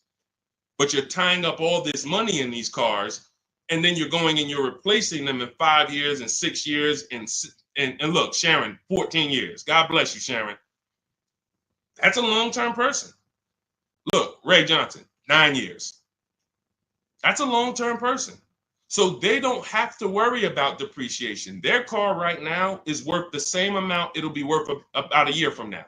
If Ray's car is worth $9,000, a year from now, it's going to be close to 9. He's beat depreciation. So if you're not buying cars to beat depreciation, you shouldn't be buying them, because you're not going to beat depreciation in the short term. You can't. It's impossible. The only way to beat depreciation as a short-term buyer is to get below market leases, because you're never tying up your money in that car. Not regular leases, below market leases. Big difference. Go ahead, Dolan. I see we had a question come from TikTok. Let's throw them up.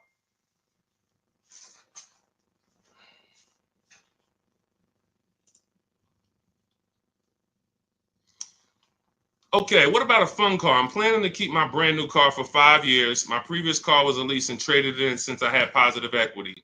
That you're going to lose. Keeping a car for 5 years, a brand new car for 5 years, you're going to lose. And I'm going to show you how big you're going to lose by doing this. You can't keep a car for 5 years. If you're telling me you plan to keep a brand new car for 5 years and then replace it, this is the depreciation curve. This is the depreciation curve. You're going on a sliding board. Whatever you paid for this car, let's say you paid $35,000. In 5 years, that car is going to be worth $17,000, maybe $15,000, depending on how much you drive. You're literally going down a sliding board, and then you're going down another sliding board when you get your next car. You're wrapping up money in these cars. Now, when we look at somebody like Ray, who kept his car for 9 years, his depreciation curve doesn't look like yours. It looks like this. See, this is what it looks like when you first buy the car. You're losing value every single day. You're losing thousands of dollars in value on a yearly basis. So when you go and say, all right, I'm going to just go buy this car, tie this up. Let me show you why you can't do that compared to someone who's leasing. You're going to spend thousands of dollars more. So you take somebody who got a below market lease like Zafrina. No, that's too. Let's use Zafrina. She gets a $65,000 vehicle. She's paying $579 a month. $65,000 vehicle, $579 a month. That's what we call a 1% lease or below. When you have your lease payment is 1% of the MSRP or less, that means that's a 1% lease or lower. She has a 0.88% lease. Now, she's not, over the next 3 years, she's going to invest in this car, $579 times 36. She's going to invest $20,000 to drive a $65,000 car. Now, if somebody bought this $65,000 car, what's their payment? Every $5,000, remember this rule, is about $100 a month on a 5-year loan. Remember that rule. Every $5,000, when you look at a car, is about $100 per month on a 5-year loan. So when you look at a $20,000 car, you should automatically say to yourself, that's going to cost me about $400 a month. You look at a $50,000 car, that's going to cost me about $1,000 a month on a 5-year loan. When you don't do that, now you let them put you in 6- and 7-year loans because you're not focused on what the real cost is. You're just like, get me to a low payment. I'll get you to a low payment. I'm going to put you in an 8-year loan. So we know this. Looking at her car, she would be spending roughly $1,300 a month if she bought that car. Even if she got an incredible deal, saved 10 grand off of the car, she's still going to be spending about $1,100 a month. She's putting $579 a month into this car. How do you compare $579 to $1,100? How do you compare $579 to $1,300? Let's say she bought a used version of this car. So instead of $65, she found a used one for $40. Every $5,000, $100, that's an $800 a month payment. How do you compare $579 to $800 for a used version? You can't. So when you're out here listening to people who've told you don't lease, they don't understand depreciation and they don't understand how to get below market leases. These are not regular leases. In order to get below market leases, you must employ competition. You must get at least 5 offers because every dealer's price is different. So when you walk into one Nissan dealer and they tell you it's $600 a month, you don't walk out and say, hey, Nissan's charging $600 a month. No, Nissan of Bay Ridge is charging $600 a month. But this Nissan deal over here might be at $500. This Nissan deal over here might be at $420. You need to stay at home, get multiple offers. You can do this my way through email using the systems in my book, or you can do it your way, calling around and get multiple offers. But once you see how different these offers are, you'll realize how many dealers have been ripping you off. And 80% of them do this. 80% of them, their best offer is not going to be below market. They're going to make a certain amount of money or they won't sell the car to you. But we find the ones who will. All of this is in my new digital book, Cars from Home. It's called Cars from Home, 7 Steps to Saving Time, Money, and Avoiding Dealerships. You can get a copy for 75% off for the next 30 minutes in my TikTok bio, my Instagram bio, the YouTube comments, or the Facebook comments. You'll have everything we teach step by step. You can Google the book, Cars from Home. It's already 5-star rated. We've already got tons of people using it, talking about it. And this is what I want for you. I don't want you paying above market or market value like everyone else is paying. You need to be paying below market value. And the only people that pay below market value are people with strategy. Okay, so I would tell you, Kitty Cafe, the first thing you need to be concerned with is actually leasing and not buying. You said you were a leaser. See, and oftentimes people who go from a lease to a purchase, I'm sorry to say you didn't get a good lease deal. Because if I'm paying, think about what Zafrina's paying. Let's continue to use Zafrina as an example. If Zafrina's paying $579 a month for a $65,000 car, $579 a month only gets her about $28,000. Let's call it $30,000 on a loan. So for her to go and get the same $579 payment, she's going to only have about $30,000 to spend on a car. If she goes with a 6-year loan, maybe she can get like a $33,000, $34,000 car. That's it. That's her loan. So she's going to have a hard time going from a $65,000 vehicle to a $35,000 vehicle. Most likely she's going to get something used. It's going to be older, and she's going to be like, wow, I'll just keep leasing. But if she was paying what other people are paying for this same Jeep, which is probably, I would say a lot of people for the same Jeep would probably be paying about $800, maybe $900. People with no strategy, they're probably paying $900 a month to drive this $65,000 car. It's easy to justify. So they're paying $800-900 a month. Then yeah, she might say, well, maybe I'll just buy something because I'm paying almost $1,000 a month to lease. But that's the difference between a below market lease and an average lease. There's a big difference. All right. Go ahead, Dolan. Next question. The leasing versus buying thing is really what's hurting a lot of you. The leasing versus buying thing and the not getting below market leases. There's so many bad things about what's been out here with leases. It's horrific. I spend every day putting out information trying to dispel this. But I realize there is so many voices that have told you guys things, but here's the thing. I talk numbers and I show numbers. If you pay attention, the people who tell you about leasing never talk numbers. They never show you numbers. All they do is rent. Leasing is renting. Leasing limits you. You limit, they pick your mileage. You pick the mileage. It's so much bad information. But I've been leasing since I'm 22 in the car business. Got my first lease, Pontiac G6, $20,000 vehicle. I was paying $256 a month for it. Meanwhile, I had a friend, they're paying almost $500 for a Toyota Corolla. We both got a car for about the same time. They're paying $500. I'm paying $256. I'm seeing what they're going through with their car breaking down, getting older, because they kept the car for a while, getting older, and now I'm on my second car, paying a low payment. And as a young person, you don't want a $500 payment. I didn't need a $500 payment when I was 22. Just had my daughter. I needed that $256 payment.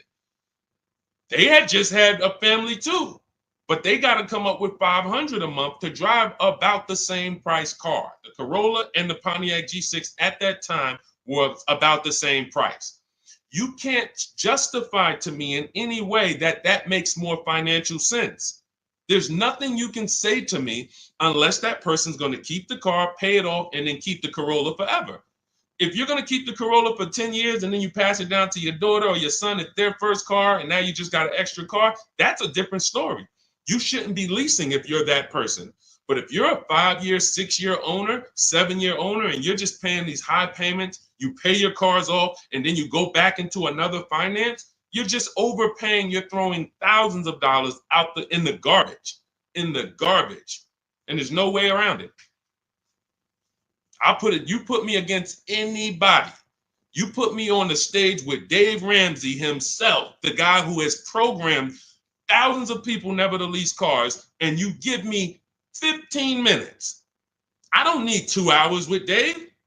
I don't need to debate you for 2 hours, Dave. If we're not talking about investing in mutual funds, you do a great job there. We're talking about the financial aspects of below market leases. Let me show you what a below market lease looks like. Let's consider what a person who buys their car is going to pay versus a person who gets a below market lease. Let's look at the resale values of this person who buys their car. When they go to trade that car in, what they're going to get back. And let's look at the net money they have lost compared to the person who got the below market leases. I will prove it to you in 10 to 15 minutes.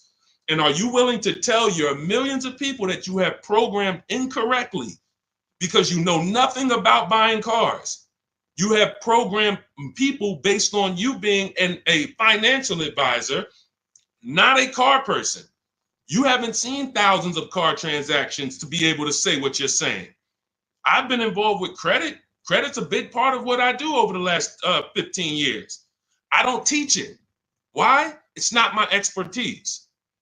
It's not my lane. It's easy for me to say, hey, I got a lot of people need to know about credit. Let me just start giving y'all some credit advice. No, because I respect the people who have learned credit to the T. Dave Ramsey decides I want to teach about cars. That's where he has led millions of people astray. And he has thousands of people investing in cars, short term, losing on resale, getting killed by depreciation. And they're like, well, Dave told me to do this. It's hard. It's hard to help. It's hard to get those people to unlearn. Go ahead, Dolan.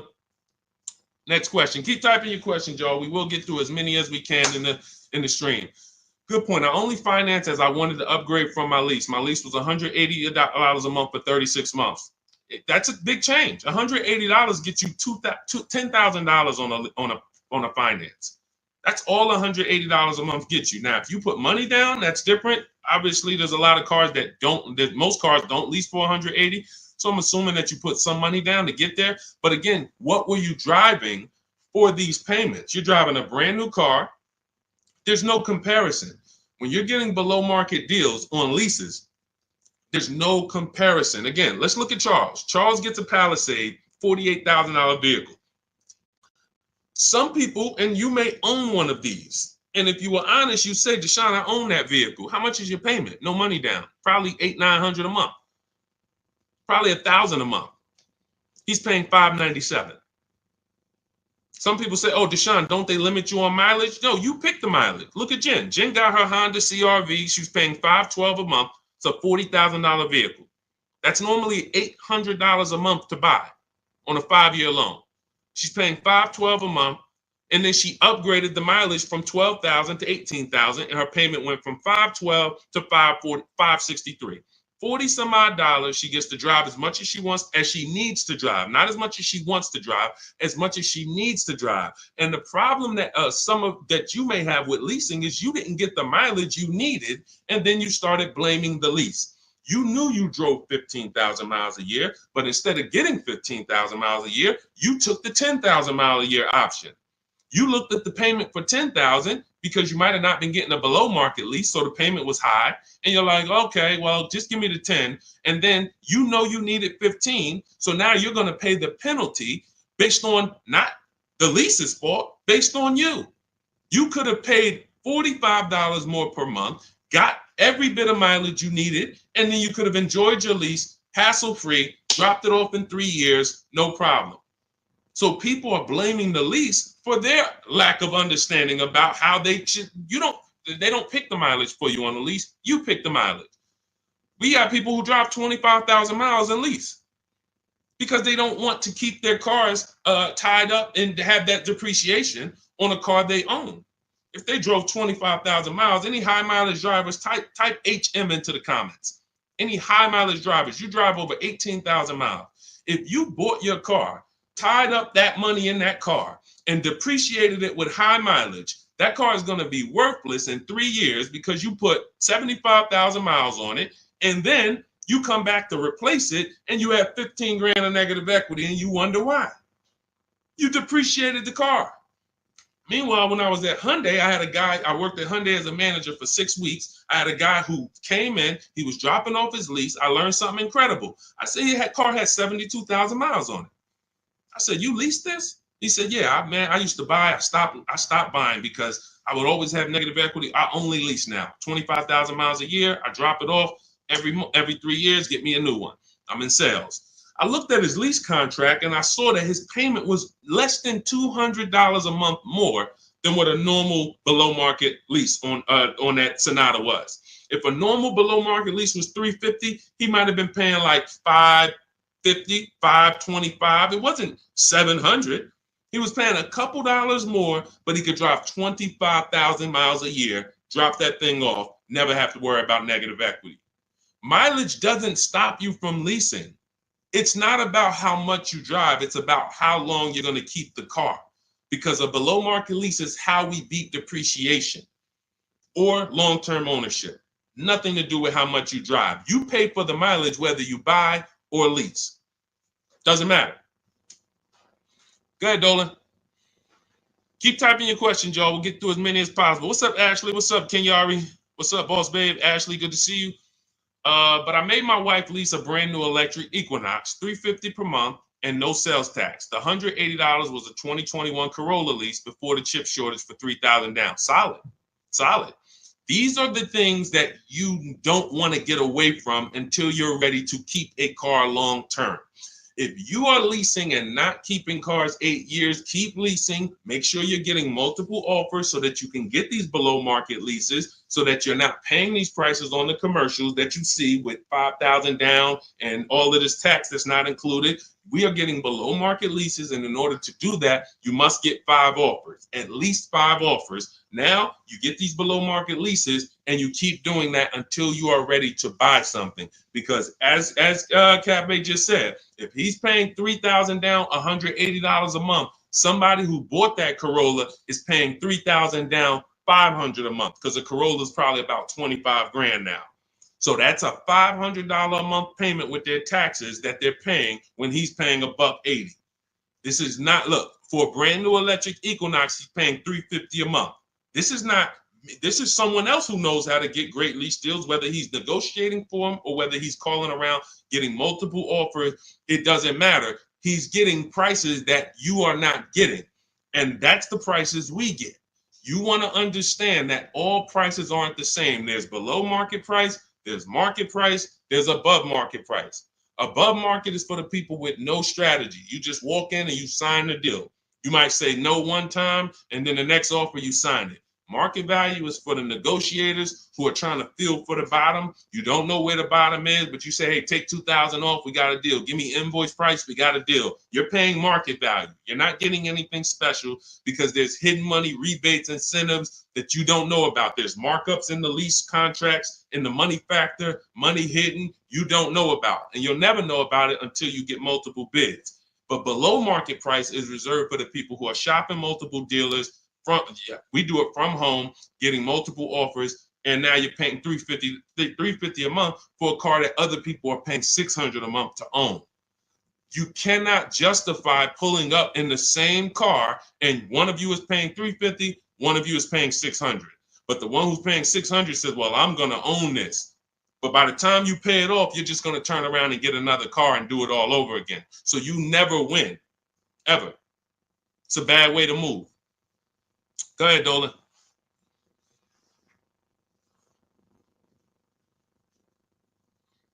What's up, Ray Johnson? Do you need to...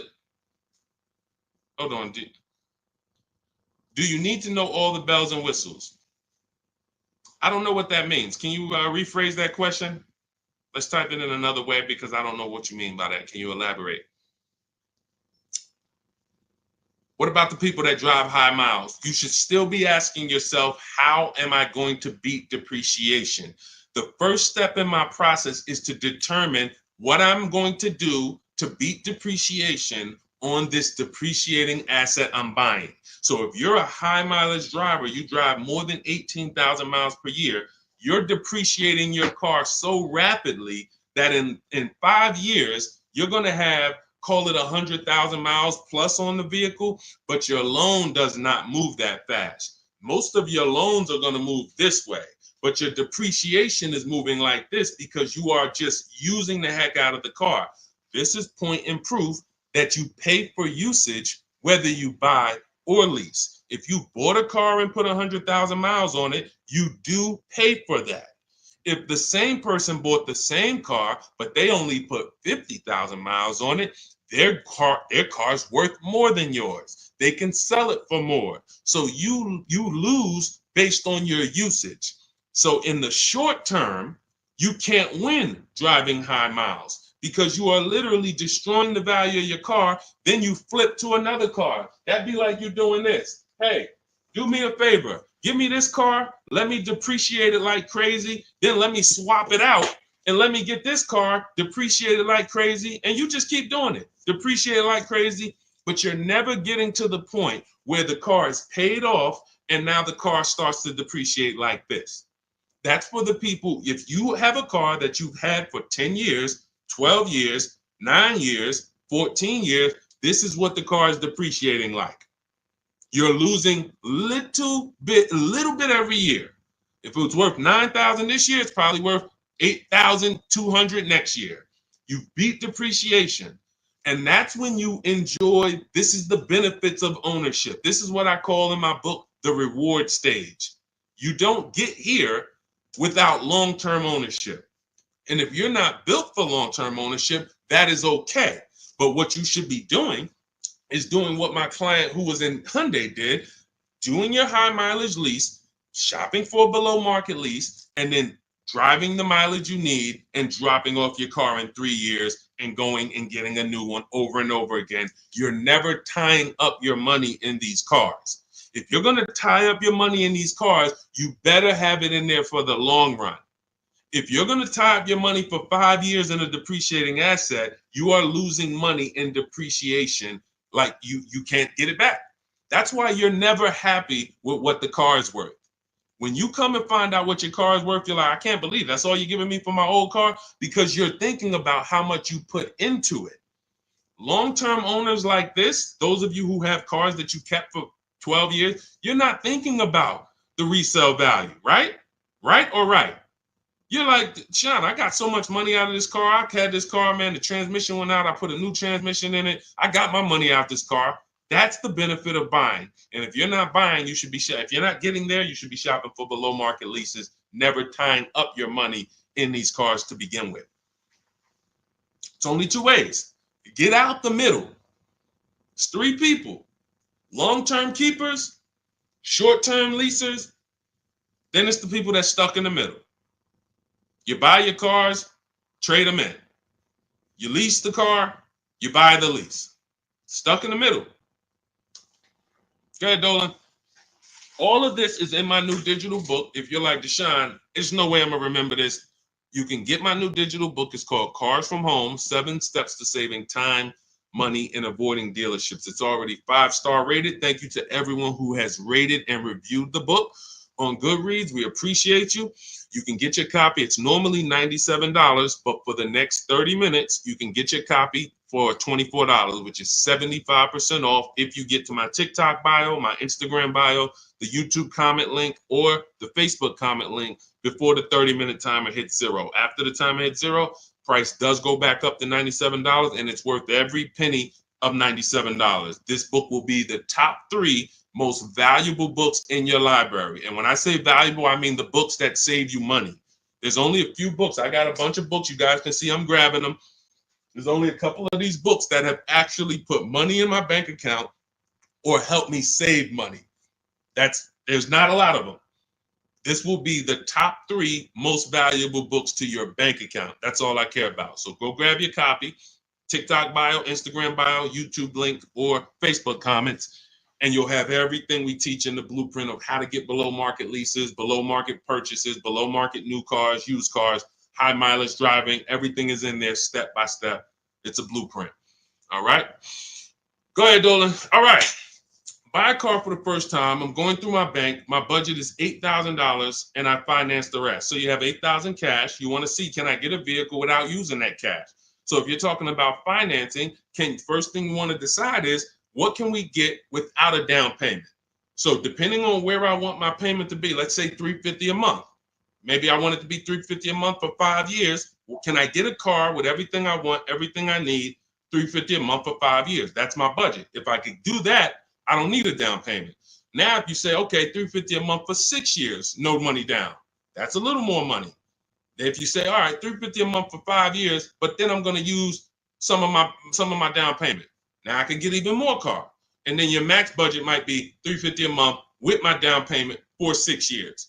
See, all of those numbers didn't change, but the terms changed and what you bring to the table changes. That budget doesn't change, but you don't realize if I get a car for $350 a month for 5 years, I paid less than if I get a car for $350 a month for 6 years. So these is how we budget. I actually have a tool in my book called the Perfect Budget Calculator I created, where you put in your preferred down payment, you put in any equity you have from your old car, you put in your max monthly payment, you put in the average interest rate, and it'll give you up to 6 goals that you shop from. So when I went and got my used Infiniti truck, I had 6 goals. One of them was no money down 5 years. Next one was no money down 6 years. Third one was money down 5 years. Money down 6 years. Then the fifth one was money down and the equity I had from selling my old car. And then the sixth one was money down, equity, and 6-year loan. See, there's multiple ways to budget where you don't go over your max. But I find the problem is when we budget with our max in mind, I only want to spend $500 a month, $500 a month, $500 a month. You usually go in and you spend what? $600, $550. You're putting $1,500 on a credit card because you didn't calculate the taxes. The tool in my book, the Perfect Budget Calculator, calculates the taxes in your state. So you don't go in and say, oh man, I didn't know there was another $3,000 in taxes and fees. Who's had that happen? Oh man, I thought we was making a deal, but you forgot about the taxes and fees. See, all of this stuff you don't realize should be normal in a complex financial transaction. But what they've taught you in the car business is to just treat car buying like you're buying a TV, because it makes them very rich. I've been in the business for 14 years. I sat next to people who I know shouldn't be in the business, but they're not going to get them out the business. They make a lot of money for the dealerships. They'll always have a job. Even if they get fired here because the customers start complaining, they'll go there and they'll say, hey, look, I made 300 grand at my last place. Oh man, when can you start? These people are always going to have a job. So when you look at the industry and say, okay, if this is what the industry is like, what do they care about me? They don't. The 20% of dealers who get up every morning and they do the right thing. They want to beat their competition. They're honest. They want to make sure that they're giving you the best service. It's 20%. 2 out of 10. You're going into your local dealer and you're buying from them, not realizing that's an 80% dealer. All they do is make a lot of money on their customers. If they can't make a lot of money on their customers, they won't sell the car. And you know what's beautiful about the car business? For those of you who are wolves and sharks and evil, it's not about the customer winning. It's about you making the customer think they won. I'm going to say that again. For those of you who are like, what business could I get into where I can make 200 grand? And I don't need to have morals, as long you are trained to make the customer think they won. And that's all it's about. If that's why you start high and you come down. If you know your price on your car is $600 a month, you start at $800. This is what the worst people do. You know that the full price for your car is $600 a month. When Mr. Jones sit down, hey, Mr. Jones, all right, we got a great proposal for you. Great news. We're going to make you a great deal today. Your payment's $790 with $2,000 down. What? That seems like a high for this car. The car's only this. That seems real high. And then I didn't even want to do any down payment. All right, so you didn't want to do a down payment. So, all right, look, if I could get the down payment out, your payment would go from $790 to now it's $840. No down payment, though. What's more important than you, the payment or the down payment? No, well, both. But what's more important? If you had to pick one, well, I really don't want to do any money down. All right, so right now we're at $840. Where can we agree? I'll talk to my manager. Where can we agree that you'll be happy? Because I want to make you happy, Mr. Jones. Nah, I mean, I'm thinking of paying I really wanted to be at $500, Mr. Jones. I understand. Where'd you come up with that number? I just thought, like, I'm looking at the car, I'm thinking, 500 seems fair, but follow me, Mr. Jones. You're looking at this car, you know where the demand is, you know there's no cars around. This is all stuff that's not true. You don't know where the demand is because you haven't shopped. There's no cars around. You don't know that because you haven't shopped. But these guys we are absolutely trained to, if you want to use your powers for evil, it is very easy to get you. That's why we don't shop that way. I would never send you in to deal with people who negotiate every day for a living like this. Your power is being at home, having multiple dealers compete for your business, and that's how people like Tasha get these deals. Thousands off on a brand new car, only 1-year-old car. This is how we got grandmothers who do this. Look, India, ridiculous deal on a Toyota. Look, Hyundai, $365 a month, no money down. 2024 Hyundai Elantra, limited with the leather in it. She didn't get that going in negotiating. You can't. But from home, that's where the power is. That's why our entire system is called Cars from Home. I can sit here and walk you through why you can't win. I don't care who you are. So when I'm telling you, you have to change the way you shop. When people say there's no deals, they're right. To you, there's no deals. To someone who doesn't have shopping strategy, doesn't know how to put dealers against each other, there are no deals. But to people like us, we've been making deals. Let me show you, Bonita. Let me show you a pandemic deal. When people were out there thinking, no deals, Deshone, this is so bad. When is the market going to change? Look, Bonita, 2022, she leased her dream vehicle, a 2023 Kia Telluride. She put $600 down, drove off $600 a month. She gave him $600, drove off. No money down lease. People were leasing and buying these vehicles for $10,000 over sticker. I'm not on here to talk to you about hundreds of dollars. What do I care about hundreds of dollars? You think we're on here? You think we're getting together to gather you guys to talk about hundreds of dollars? That doesn't matter to me. Thousands is all we talk about. Every single thing we discuss here is $1,000 mistakes. You not leasing when you should be leasing. $5,000, $7,000 mistakes minimum. You not getting multiple offers on your car. Could be depending on the car, you look at somebody like Kimberly. Kimberly gets $20,000 off her Maserati. $20,000. Shawn gets $20,000 off his F-150 Lightning. These are just some of the, look, even somebody like Tiffany, let's take a smaller discount. She gets a Mazda CX-90. She gets $6,500 off. What happens? There are people who got that same car. You won't say, they're not going to say it. They'll never say it. They'll never come on here and say, hey, Deshone, I got that same car you just showed her get, and I only got $2,000 off. They won't say I overpaid by $4,500 because I didn't know this. But I'm telling you, I know this because I've been working with people around the country. So understand, we're not here to talk small numbers.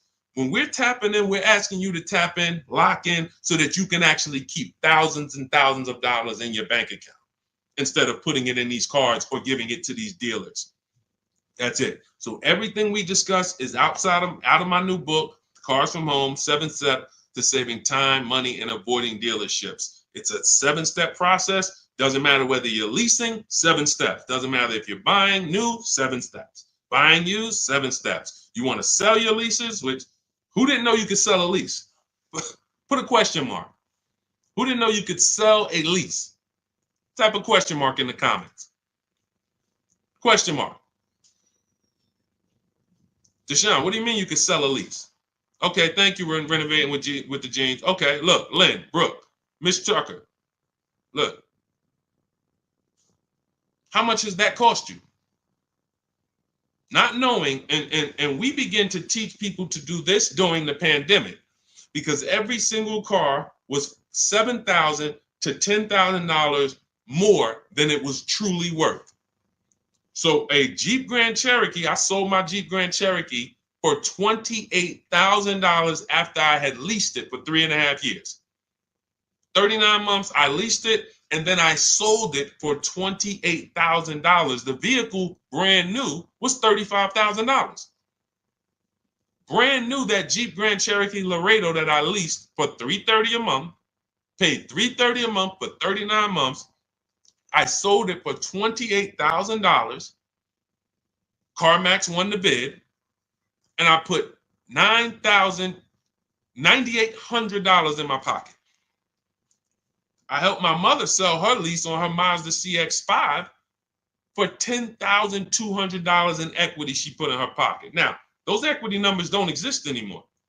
That was a once in a lifetime seller's market. Well, so far in our lifetime, so far, there's people who still want that. They still are basing, and you may know people who are like, hey, well, I'm gonna buy this car and I'm gonna flip it because I bought a 2019 Mustang and then I sold that Mustang in 2021 and got all my money back. Try that again. You're gonna lose everything. It's over. It's over. That was a limited inventory, global shortage, chip shortage. Everything's worth $7,000 to $10,000 to $12,000 more. Those who cashed out won. Those who cashed out at that time won big. You can look back over history, and I helped a lot of people do that. You can look at my videos. Some of my biggest videos, 5 million views, 3 million views, was how to cash out. People coming on there, yo, I just sold my lease. I made $7,000. Yo, I made 10 grand because of you. Yo, I sold 2 leases. I'm telling everybody during the pandemic, cash out, cash out, cash out, cash out. You won't be able to do this again. But there's still money to be made if you have equity in your lease. There's still $2,000, $1,700, $3,000, $4,000. Some of you low mileage people who you lease, but you only drive 5,000 miles a year. There's equity there. But you got to know how to get it. You got to know how to get bids. What's the process? And get we get bids from CarMax, Driveway, Carvana, Kelly's Blue Book Instant Cash Offer. What is that strategy alone worth? Just the cash out, just the equity assessment, step 2 in my process is worth. For those of you who trade in cars, that right there, one step out of my 7-step process is going to be worth thousands of dollars to you. So you can get my new digital book, Cars from Home, 7 Steps to Saving Time, Money, and Avoiding Dealership, and you can get it for 75% off. That's my welcome offer to you, but it's only for 30 minutes. You go to my TikTok bio, my Instagram bio, the YouTube comments, or the Facebook comments, click that link and get your copy for 75% off. You won't even pay the $97 price. You'll pay $24, but you got to get there before the timer goes to 0, and then it goes back up to $97, which is worth every penny. Book's worth every penny of $97. It'll be in your inbox in 2 minutes. And make sure as soon as you get the book, you screenshot the thank you page, because the link to open the book is actually on that page. You open the book on that page, and I also email you a copy, but my support team's email is actually on that page as well, because sometimes you type your email wrong, you're typing fast, you're trying to hurry up and get it before the sale ends, and then you end up typing your email wrong. We can't send the book to a wrong email, so that you'll have my support team's email there. But this is the most serious thing outside of buying a house. There's nothing more serious to me. And some of you are not going to even buy houses. Some of you like, Deshone, I'm a renter. I don't plan on buying. That means the car is your most expensive purchase. And you're going to do it over and over again. You might have 5, 10 of them in your lifetime or more. You lose $5,000 on every one because you didn't have strategy. That's a tough gig. That's a tough gig. I wouldn't want to be in that situation. And I'm not going to be. And anyone who's listening to me is not going to be. Go ahead, Dolan. Let's keep the show on the road. Do you need to know all the extras you want? Upgraded sound system items that are not in the base price? Absolutely. Whenever we buy a new car or we shop for a lease, we always build our car. We go on the site because we want to know everything's available, because we don't want to get a car and find out there was an option we wanted that we didn't get. And we also want to know what we can live with and live without.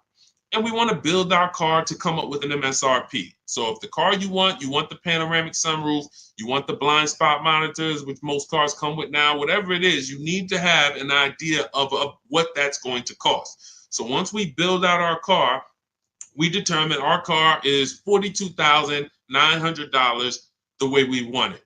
Now, most times we're going to reach out to dealers and they're not going to have the exact car. That's why we always come up with, and when we're leasing, we come up with a couple colors. Buying, we don't compromise as much, because this is a car you need to love. You're going to have it for 8+ years. You don't want to compromise on what you want, or be talked into something, or let you convince yourself of getting something, a color you really don't love, because you're buying this car to keep it for the long run. Now, on a lease rather, you can be much more flexible, because in 2.5 years, you're getting ready to shop again. You get a 3-year lease, 2.5 years, 6 months left, it's time to shop again. So we want to make sure we can be more flexible with that.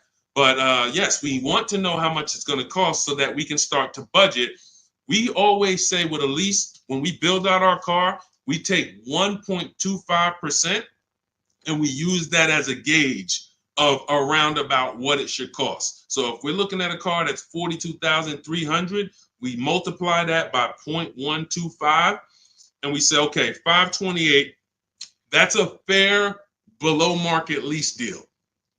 Now, if we can do better than that with bids, we will.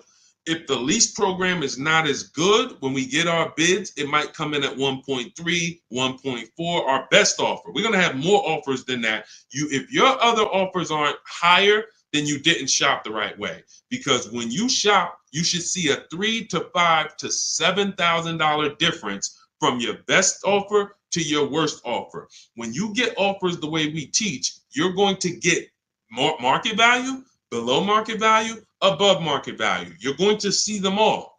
And you're going to be like, wow, I can't believe all these dealers, this their best offer? Yes, they want to sell and make a lot of money. But we don't care about them. I don't focus on the 80%. We're looking for the 20%. So we use this as a gauge to say, all right, this is around about what I think I should be looking at paying, depending on the deal that I get when I actually get my offers. So that's why it's important for us to build the car. Those are all the reasons it's important for us to build the car before we actually go shop for it. Okay? It's a great question. I see you. I'm leasing this year. There you go. If I could get more people to lease, wake up and look. I don't want you leasing if you're keeping your cars 8 or more years. That's the key, because sometimes people will come on the stream, hey, is this all about leasing? No. If you're buying, there's so many things you need to know about getting below market purchases. New cars, used cars, we haven't had those questions come in. People are not really asking questions about used cars and things of that nature, but I'm answering the questions that Dolan puts up that you guys are writing. So when we look at purchasing, there's a ton of questions that we got to look at, ton of questions. But when it comes to people not keeping their car 8 years, you should be shopping for leases. You're not keeping a car long enough to beat the depreciation. The depreciation's going to kill you, not the loan. Doesn't matter. Loan's okay. You could pay cash. Doesn't matter. The depreciation's going to kill you. That's what you're doing. You're buying a depreciating asset, trying to keep it short term, flip it, and do it again. You can't win. The only way to win with a depreciating asset is long-term ownership, or never tie your money up in it in the first place, which is a below market lease. Go ahead, Dolan, throw that one back up. Arturo, does your credit score affect the lease? Sure. You want to have fair credit. I always tell people you want to get to about a 660, 680, similar to if you were trying to get a good deal on a house. You would be trying to set yourself up with a good credit report to buy a house. Now with leasing, you can also lean on payment history. So if you have a $400, $500 a month payment, you've been making it on time for 2 years, that weighs heavily in you getting approved. So I always say it's nothing that gets you approved for a new car like a paid on-time payments for your old car. The banks look at that and say, well, hey, we can see, yeah, credit cards might be high, but they never miss the payment on their car. They never miss that $500 payment. That means something to the banks when your credit score is a little in that marginal in that marginal range or that mid range. So I always tell people, get to a fair range, work on your credit so that you're able to lease, and don't tie up your money in a long-term purchase because you can't lease right now. If I couldn't lease right now, my only mission would be to get an inexpensive car, get my credit to a 660, 670 to lease. I wouldn't be trying to get a Dodge Charger, $20,000, $30,000, $40,000 car. I'm going to pay 20% interest. And when I go out to replace that car, I'm going to have so much negative equity because the interest alone is going to bury me because I don't have good credit. So now I'm no closer to leasing. My payment is going to be high. And I usually end up with an older car because I'm trying to squeeze my way into a nice car that I could show off and feel good about. Nah, I mean, I work hard. I want to be able to drive something that, I feel good about. But you haven't qualified yet. You haven't qualified to drive something great yet. If you have a 500 credit score, 600 credit score, you're not qualified to drive something ideal yet. You should be sacrificing to get set up so that I can make a power move. And what you do in getting set up is you get the least expensive car. that you can get a loan on. You get a $10,000 car, quality, small car. Try to get something that brand new was $24,000, $25,000, Hyundai Elantra. Get yourself a smallest car that you can qualify for, and you have minimal payments, $200, $250 a month payments. You pay those payments on time. You make sure it's a quality car, and you go and you make a move for a lease once you've established yourself. Or you can just do what other people do and say, you know what, who could get me in this brand new whatever, or who could get me in that, used Mercedes? And you're going to lose in every way. The quality of the car is not going to be ideal. The loan is going to be out of control. The interest is going to be great, ridiculous. You might not get a great price on the car because you come in looking desperate. You need a car, not want a car. You need a car. So nothing is working for you. Everything's against you. So it's much better for you to discipline yourself. Say, look, I don't mind driving something that I don't feel great about, but I'm working on my credit. I'm going to make these payments on time. I'm going to get myself to a 660. I'm going to have 2 years of on-time payments, and then I'm pulling off the lot in a brand new lease. Power moves. That's a plan. Go ahead, Dolan. And in my book, that's called the SMART car strategy. It stands for saving money at the right time. If you can't qualify for a lease, your only goal should be to set yourself up to lease. Now, if you're buying and your credit's not good, I'm an 8-year person. I keep my cars 8 or more years. Nothing wrong with buying a higher priced car and refinancing it later. So if you say, hey, I need to get, if you're a long-term person, your goal should be get a great price on the car. You're going to pay more in interest and then fix your credit. And instead of changing the car in 2 years to a lease, you would change the loan, refinance, and then you would keep the car. So it's depending on long-term versus short-term is everything. That's why in my book, it is step 1. You need to know from the get-go, am I a long-term person, 8+ years, or not? Because that's going to be the foundation we build on. Everything else comes after that. Karen, thank you for helping with my digital book. I wasn't checking my email. Of course, we want to use cars. So you're just following the multiple marketplace strategy. There's steps before that. And here's what I tell you, guys who have my book, ask yourself, what step am I on? This is what I tell everybody that I work with. Ask, what step am I on?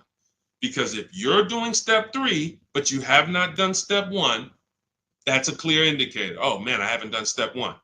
Step 1 is leasing versus buying. Most important question. How are we beating depreciation? We go into deep. I show you lease scenario, purchase scenario, lease scenario, used car scenario, to make it very clear that if you set out to buy, but you should have leased, can't help you. You're lost. And I talked about that earlier. We ran Zafrina's $579 a month payment versus what a new car would cost her, which would be $900 or $65,000 car. That would have been $1,100. Or a used version was $800. So you can't compare that.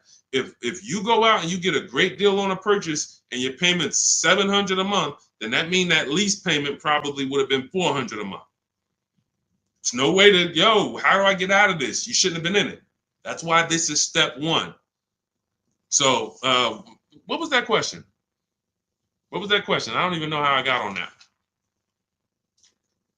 Oh, you said I want a used car. Yeah. So so you want to ask yourself, where am I at in the process? Because we're not in the market until step 5.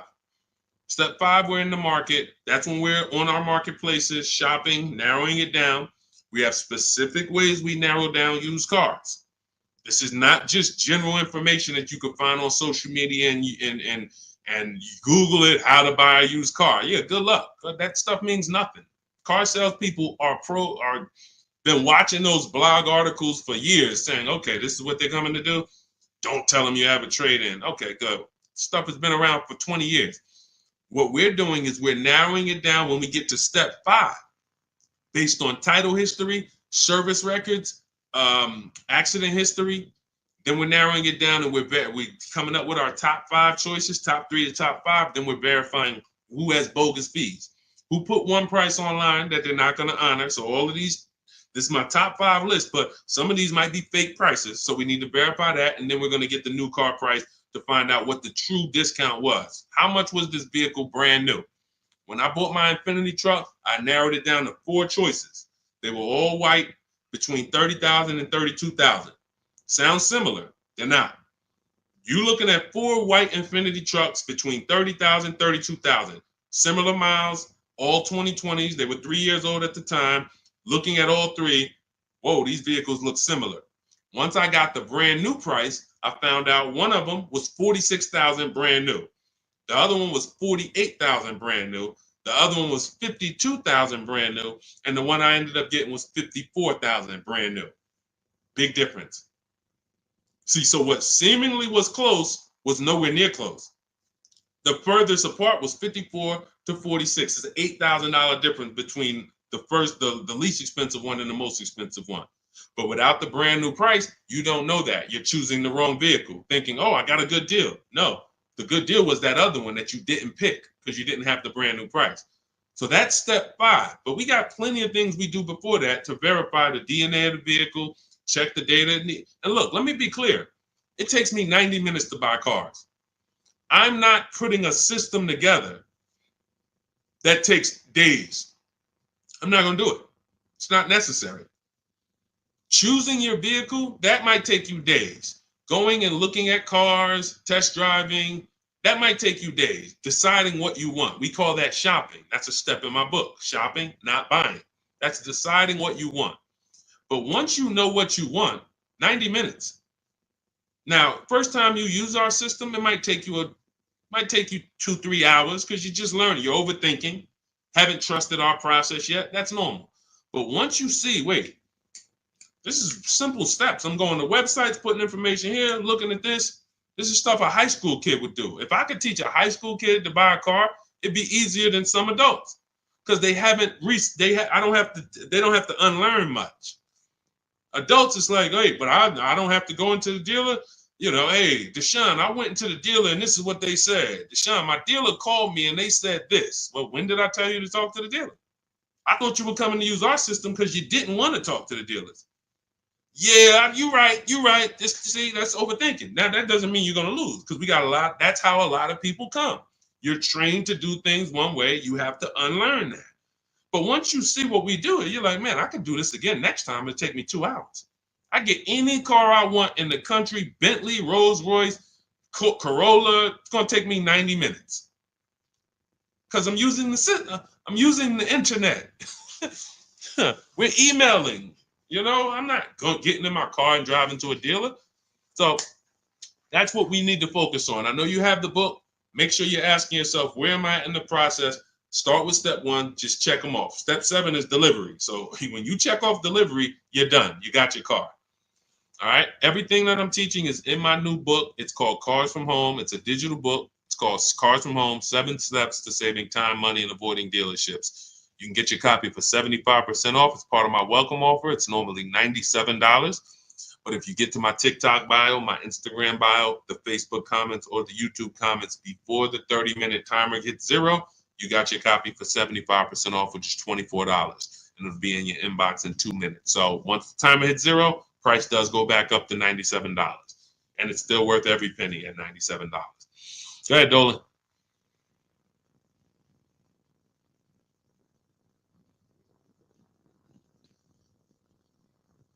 Dolan, you there?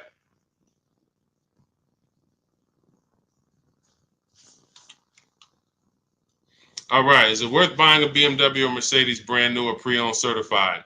That's a matter of budget.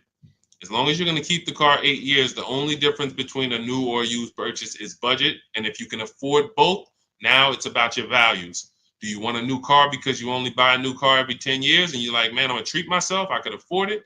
Or do you want a pre-owned car because you're like, hey, I want to treat myself, but I could also take a 2 or 3 year old one and I'll be just fine with that.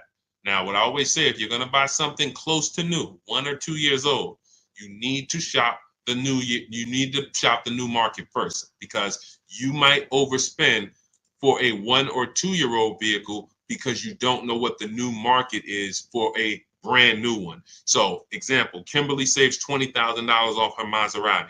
Shawn saves $20,000 off his F-150.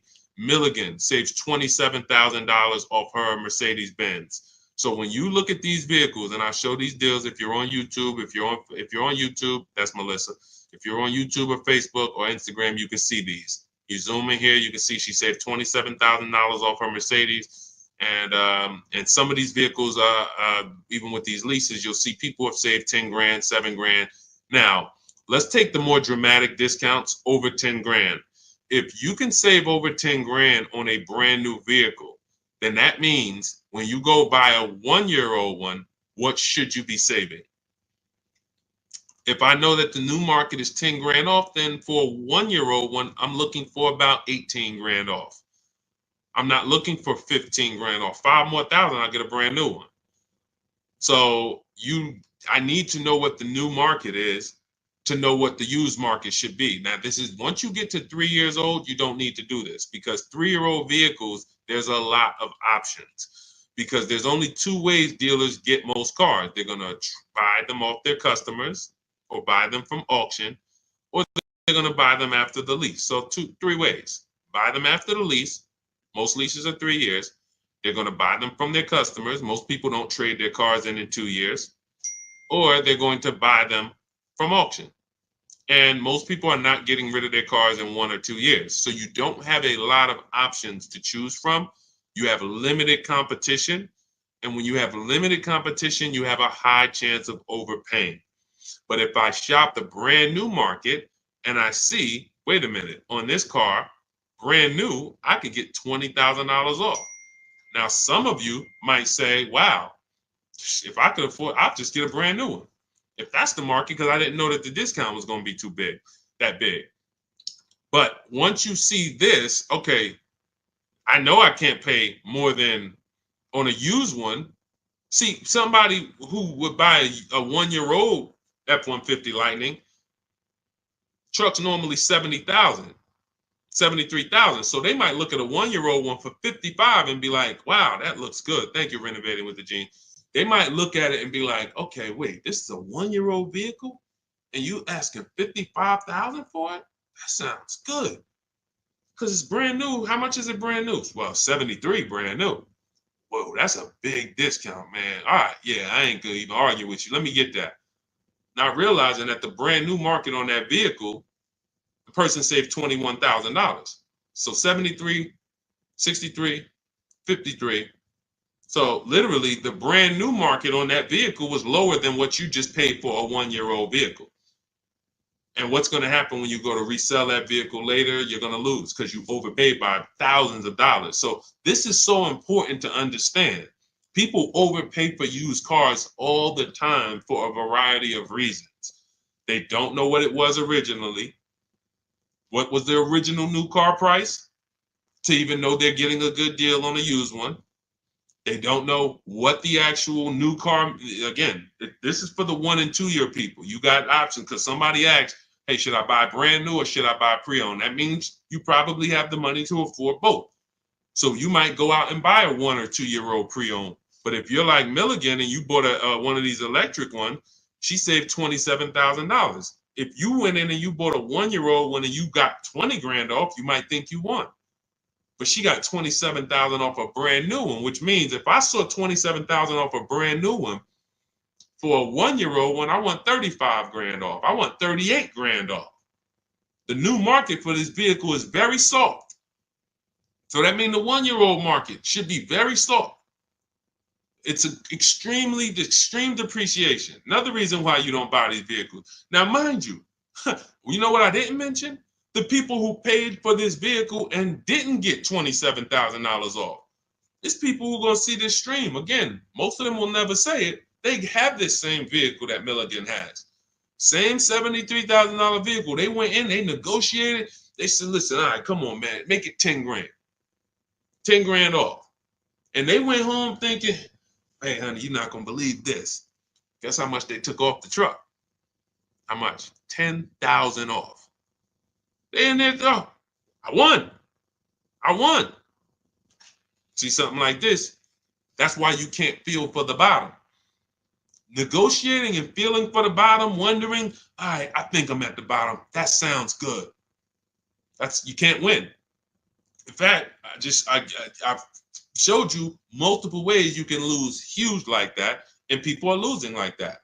You can't feel for the bottom. You don't know what we have as the dealers. You don't know what rebates I have. You don't know how many incentives I have. You don't know if the manufacturer sent us extra money because we got to move these vehicles. You don't know any of that.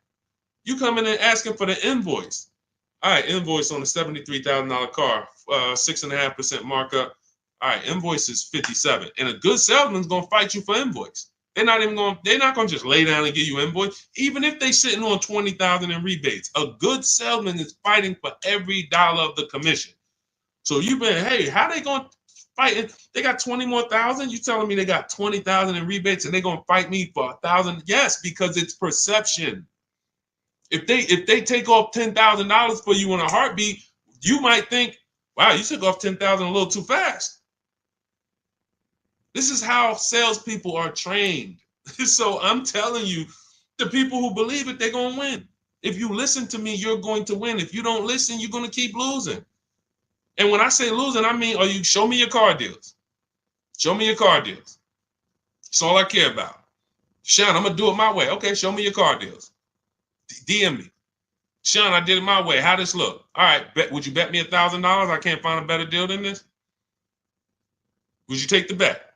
I'm looking at your deal. You did it your way. Yeah, I went in. I negotiated this thing. Okay. Would you bet me $1,000 that I can't find a better deal than this? Oh nah, man. I don't think I want to take that bet. I know you don't, because you don't have confidence that you actually got the below market deal. You might have got the best price from that one dealer. I don't doubt that. But that dealer is an 80% dealer, and his competition would blow this price away. But because you didn't talk to his competition, you never gave his competition an email, you never gave them an opportunity, you don't know that they would have beat this price by $3,000 or $5,000 or $10,000. That's what we do here. That's what Cars from Home is. That's why our system is called Cars from Home. All our deals, 90% of what we do is from home. 90%, and sometimes 100%. Only time we can't do 100% is if a dealer doesn't deliver or we're buying a used car.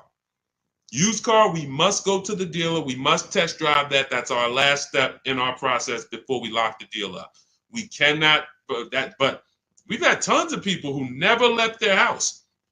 I have a couple of them on here. Delivered the car. Let's see, we got people on here. Leasing process went quick. Sent the email. Anyway, I could pull up a bunch of people who just did.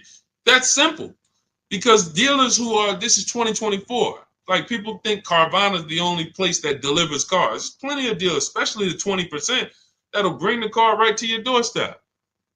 Look, about 5 days I walked out. Yeah. Anyway, all right. I think we've done enough.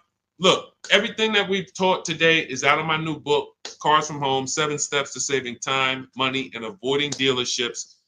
It's a 7-step process that I've developed over 14 years in the car business to buy, lease cars, below market value in 90 minutes. This does not take a lot of time. This is the easiest way. You don't have to be a great negotiator. You will stay at home where your power is, where you can put dealers against each other, put banks against each other. Thank you so much, Renovating with James. And you can employ competition. The same way you shop for everything else, competition, you can bring that to your car deals. And that's the only way you're going to get below market deals. And that's the only way you're going to start to enjoy car shopping. When you're at home and tons of dealers and banks are actually competing for your business, you actually enjoy that. That's why when you see people like Teddy, who said that I will never lease another car any other way.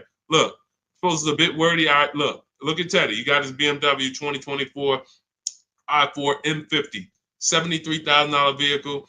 His best offer was $856 a month, which is a 1.16 lease. His highest offer was $1,123 a month from another dealer. His closest dealer, his local BMW dealer, was where was it? Look, the dealer closest to me was $986. His closest dealer that he probably drove by and saw the car and said, man, all right, I'm gonna work with them one day. $986 a month. He ends up paying $856, over $130 less than his local dealer. But he did it from home. And he said at the beginning, I will never, I repeat, never lease another vehicle any other way. Now, had he bought the car and got $10,000 off, he would have said, I will never buy a car any other way. The Cars from Home way is how you are in control, how you feel like the prize. And when that 20% dealer wins your business, you feel like you won. You know you won. So, all right, let me get out of here, y'all. Grab your copy as my welcome offer to you of Cars from Home, 7 steps to saving time, money, and avoiding dealerships. 30 minutes only. You can get it for 75% off, so you won't pay the normal $97. In my TikTok bio, my Instagram bio, click the picture of me, the YouTube link, or the Facebook link, and grab your copy. As long as you get there before the 30 minutes is up, you got it for $24, and you'll have everything step by step. You don't have to remember any of the things we've spoken about over the last hour, 15 minutes. You don't have to remember them because you will have the blueprint step by step. Leasing step by step, buying step by step, selling leases, selling your cars. We never trade cars, getting out of negative equity. All in there, high mileage driving, everything in my 14 years of experience is in that book. All right, so I look forward to you guys using it. Make sure you send me your success stories. Write me emails when you make your deals. Let's continue to 30 minutes now. It's only available for 30. Now, it's available forever. $97 is the price. Normal price of the book is $97. But for 30 minutes, you can go to my TikTok bio and you can get your copy for $24, which is 75% off. All right. God bless you guys. I'll see you soon. And keep unlearning, keep relearning. Thank you. Thank you.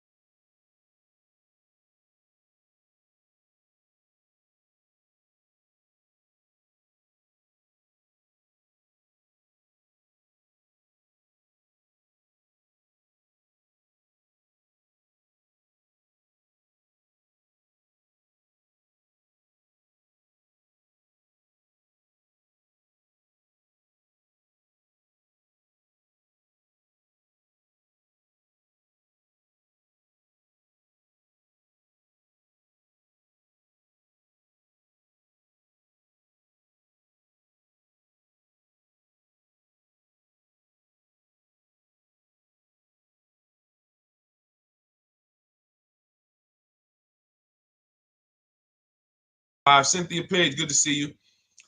But the first thing I want to do is warn everybody to tell your friends, sell their electric cars. Show them the video. Show them why. Because this guy just said to me, no, I really think electric cars are always going to have their place. What's going on? Good to see you, Isaac. I appreciate you. And could everyone share this broadcast if you're a sharer? I realize everyone's not a sharer, but to the sharers, could you share this broadcast? Shout out to you. Warn your friends that if Donald Trump gets in, he's already said he's going to make sure we could always have gas cars. That's good. I like a gas car. I haven't bought an electric car yet, but a lot of people have. And the minute, automakers do not want to make electric cars. Take it from me. I was in the business for 14 years. They kept dragging their feet. What they did was they made better gas cars. Who remembers the V8 engines? Rest in peace. If you remember the V8 engines, type me. Who remembers the V8 engines? Type V8 if you remember when literally we had V8 engines up and down the road, vroom, vroom, vroom, 400, 500 horsepower engines. Those are a thing of the past for the most part. Why? Because automakers in the last 10 years started using turbochargers. You understand, Just Money? You understand? Started building turbochargers. And what they started doing was saying we can actually make vehicles that are not as hard on the environment. They also will produce similar horsepower and more torque. And we don't have to worry about having these issues with emissions and things of that nature. So they were taking steps to be more economic, more fuel efficient, and better for the environment.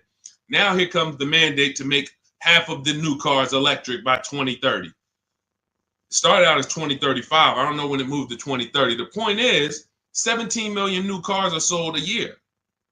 So 17 million new cars sold a year. That's a lot of cars to try to produce electric cars. That's why we got fires. I just asked Joseph Tepte. He saw the video. Who saw the video of the Tesla burning up the guy's house a couple days ago?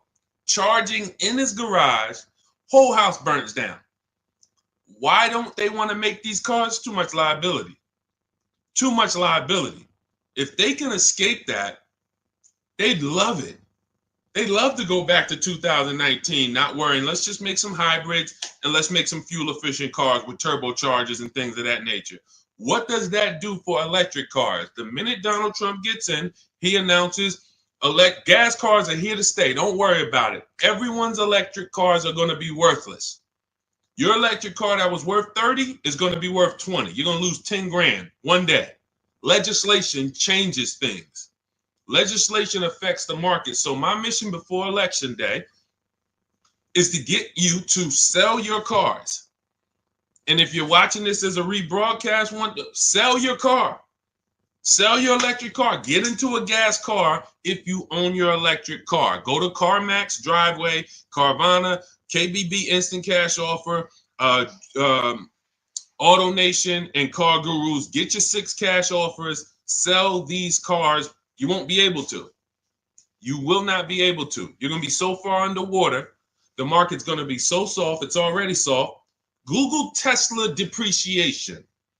See, I don't want to tell you guys something. Keep typing your questions. We're going to get to the question, but this is a warning, and most people are not going to take it. Most people, just like when I warned people in 2022, do not go out and buy these overpriced cars. Learn to shop so that you're not buying used cars that are going to be worth half because they were selling them all through the pandemic. 80% of dealers were selling used cars that were just 10, 20 grand more than what they should have been selling for. I told them, don't buy these cars, shop around. Now what we got? Thousands of people around the country who are $20,000 upside down, can't get out. I realize though, but if I could help 10 people, if 10 people say, Deshone, you know what? My man told me, he sent me your video.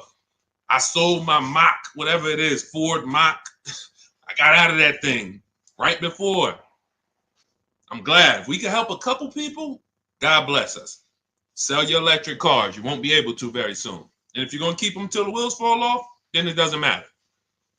If you're going to keep it till the wheels fall off, it doesn't matter. But if you're planning on replacing this thing in 2, 3, 4 years, sell now, immediately. Get out of it right now. All right. Let's go. All right, we got a couple questions. We're live on Instagram, Facebook, YouTube, and TikTok. And, we'll be live for probably at least 45 minutes answering all types of questions.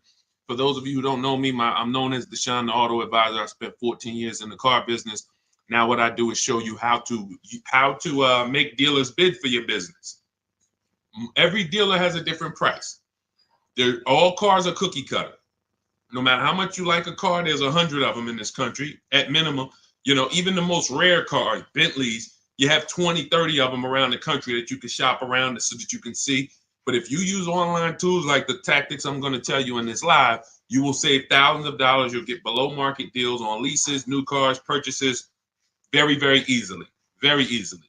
All right. So feel free to ask your questions. Let's get to it. I see we got a couple that came from TikTok. Dolan, you want to bring the first one up? All right, let's go. I drive a lot of miles. Is it worth it to get a leased vehicle? That's a great question. If you're a short-term person, if you're keeping your cars till the wheels fall off, no.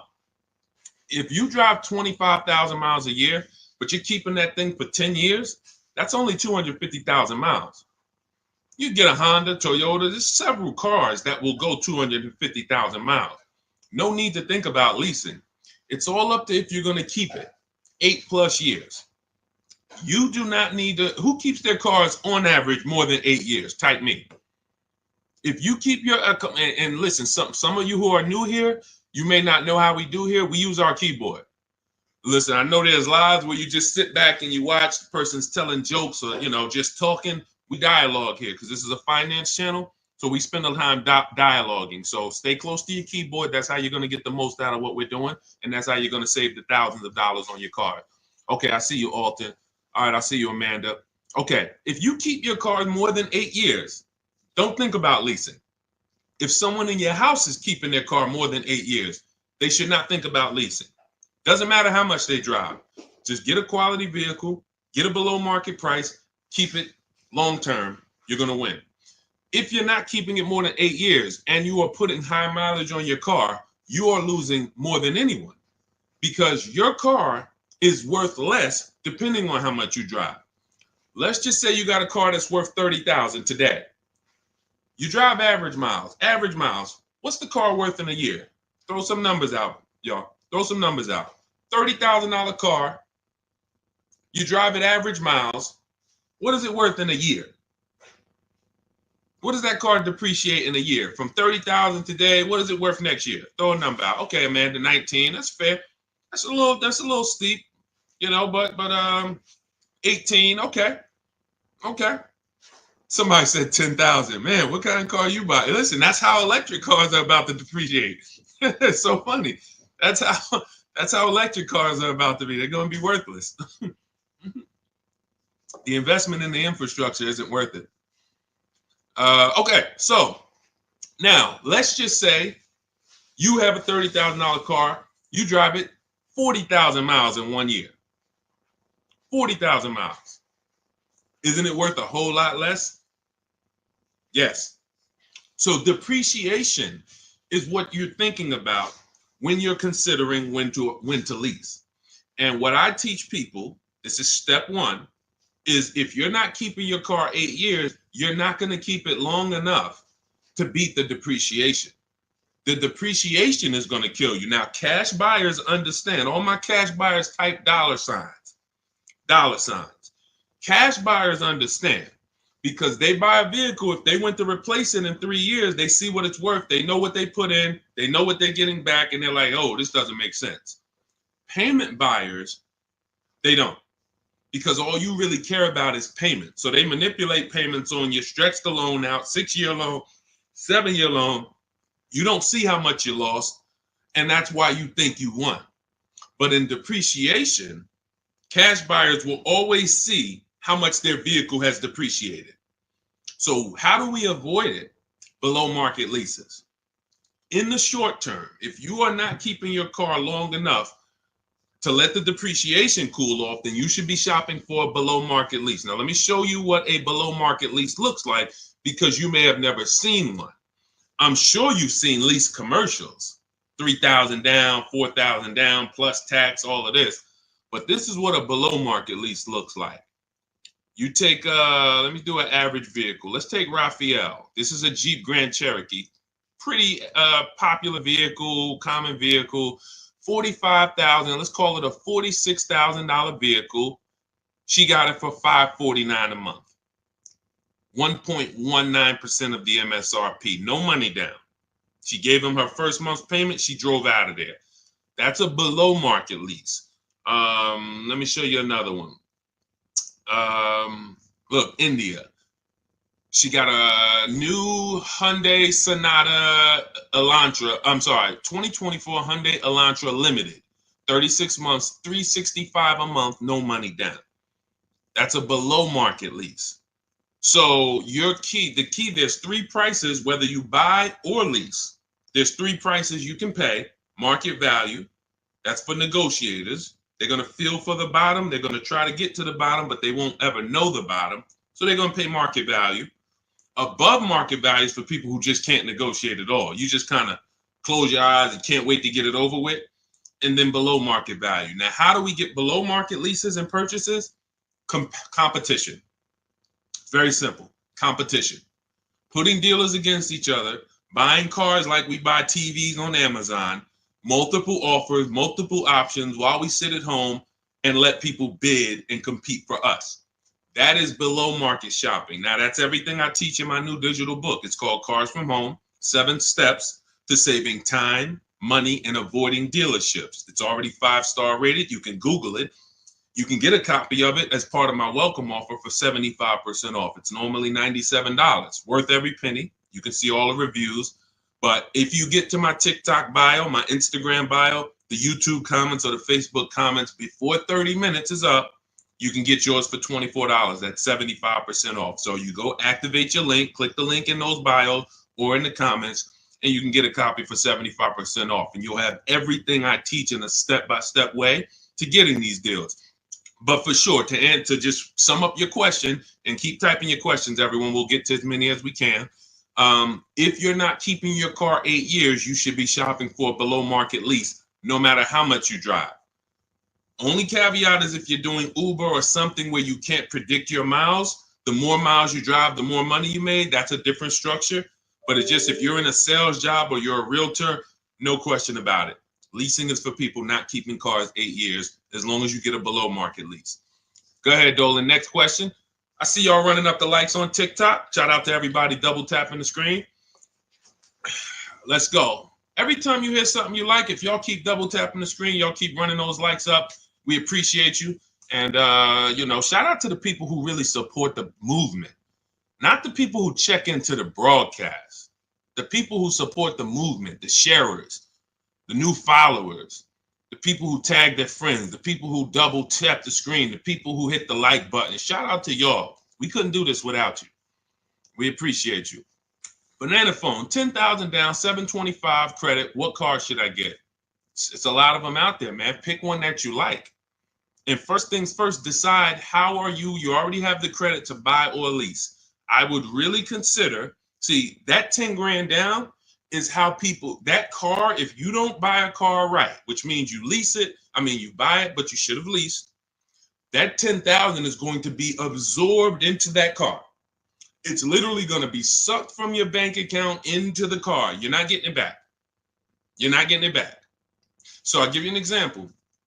If we look at Zafrina got a $65,000 vehicle. No, that's Teddy. Let's use Teddy. $73,000 BMW he got. He put no money down. His payment's $856 a month. He used our system. We contact 25 dealers. Now you can do it your way. You want to call around, talk to managers, get offers. That's fine. I just recommend you get at least 5 offers. Because what we've seen, I've seen this, been in the industry 14 years. I've been helping people online for more than 3 years now, all around the country. 4 out of 5 dealers are overpriced. So once you get your offers, you need to get at least 5 for you to get the below market offer. But now he comes and he gets $856 a month, no money down. His highest offer was $1123 a month out of all the offers he got. He said he got 10 offers from home. That's why our system is called Cars from Home. We don't need to be in dealers to get below market deals. So if he had bought this vehicle, even if they gave him a big discount, instead of 73, let's say he got it for 63. Let's say he got 10,000 off. Let's round it up to 65, even though the taxes would be more than that. Let's round it up to 65.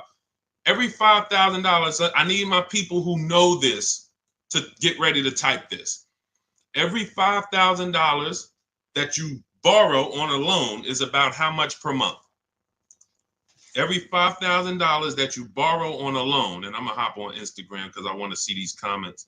Thank you, Anthony Austin. Shout out to the people who tapped in. So check this out. If it's $100, it's $100 per month. So now, even if they got a new car, a big discount, $65,000, he's paying $1,300 a month. He's leasing it for $856 a month. So you can't make that make sense. There's a saying, it's taken off the last couple of years that math is not mathing. If I'm driving the same BMW as you and I'm paying $856, you're paying $1,300, you lost. Can we agree? Agree? Can we type agreed? If 2 people are driving the exact same car out the dealership, one's paying $856, no money down. One's paying $1,300, no money down. Can we agree to $1,300 loss? Can we agree? Agree, right? Okay, so this is deal structure. This is deal structure. Now, mind you, think of the scenario I just used. $73,000 vehicle. He got $10,000 off of it. That would be a good discount. I think anybody would feel good if that was the below market offer on a BMW, 10 grand off. I think anyone would feel good, man. I saved 10 grand off this thing, but you still lost. You're paying $1,300 a month for 5 years. This person paying $856 a month because you structured your deal incorrectly. You put it on the wrong foundation. Now, if you're going to keep the BMW till the wheels fall off, then buy it. Pay the $1,300, pay the thing off, and then you got a BMW that's paid off. You can keep it for 8, 9, 10 years. If that's the strategy, forget about leasing. But if you're not keeping it 8 years, you lost. So the biggest thing, Banana Phone, before you think about, oh, let me go get a car, I got great credit and I got 10 grand down, you're going to walk into a dealer, they're going to see you just like blood and sharks looking at blood coming to the ocean. Hey, look at this guy. And you got 10 grand? I want to get all of it. I'm going to get everything out of your bank account I can in the shortest amount of time I can. So instead of you doing that, you slow down. Decide, am I keeping this next car 8 years? If not, I should be shopping for a below market lease on whatever I want. And take the time to go look at cars. Take the time to go look at cars. Go test drive cars. You're about to go spend, you're about to make a 5-figure decision. Don't make that decision in a rush. Who'll go into the mall and let them rush them? I wish I would go into the mall to spend $30,000 and they rushing me. Hey, we close in a couple, come on now. So, that's why we're different. You go and test drive these cars. The only thing you want to do on our test drive process is test drive and leave. Get the card. Thanks a lot. Leave. Thank you. Leave. We never talk numbers in the dealership.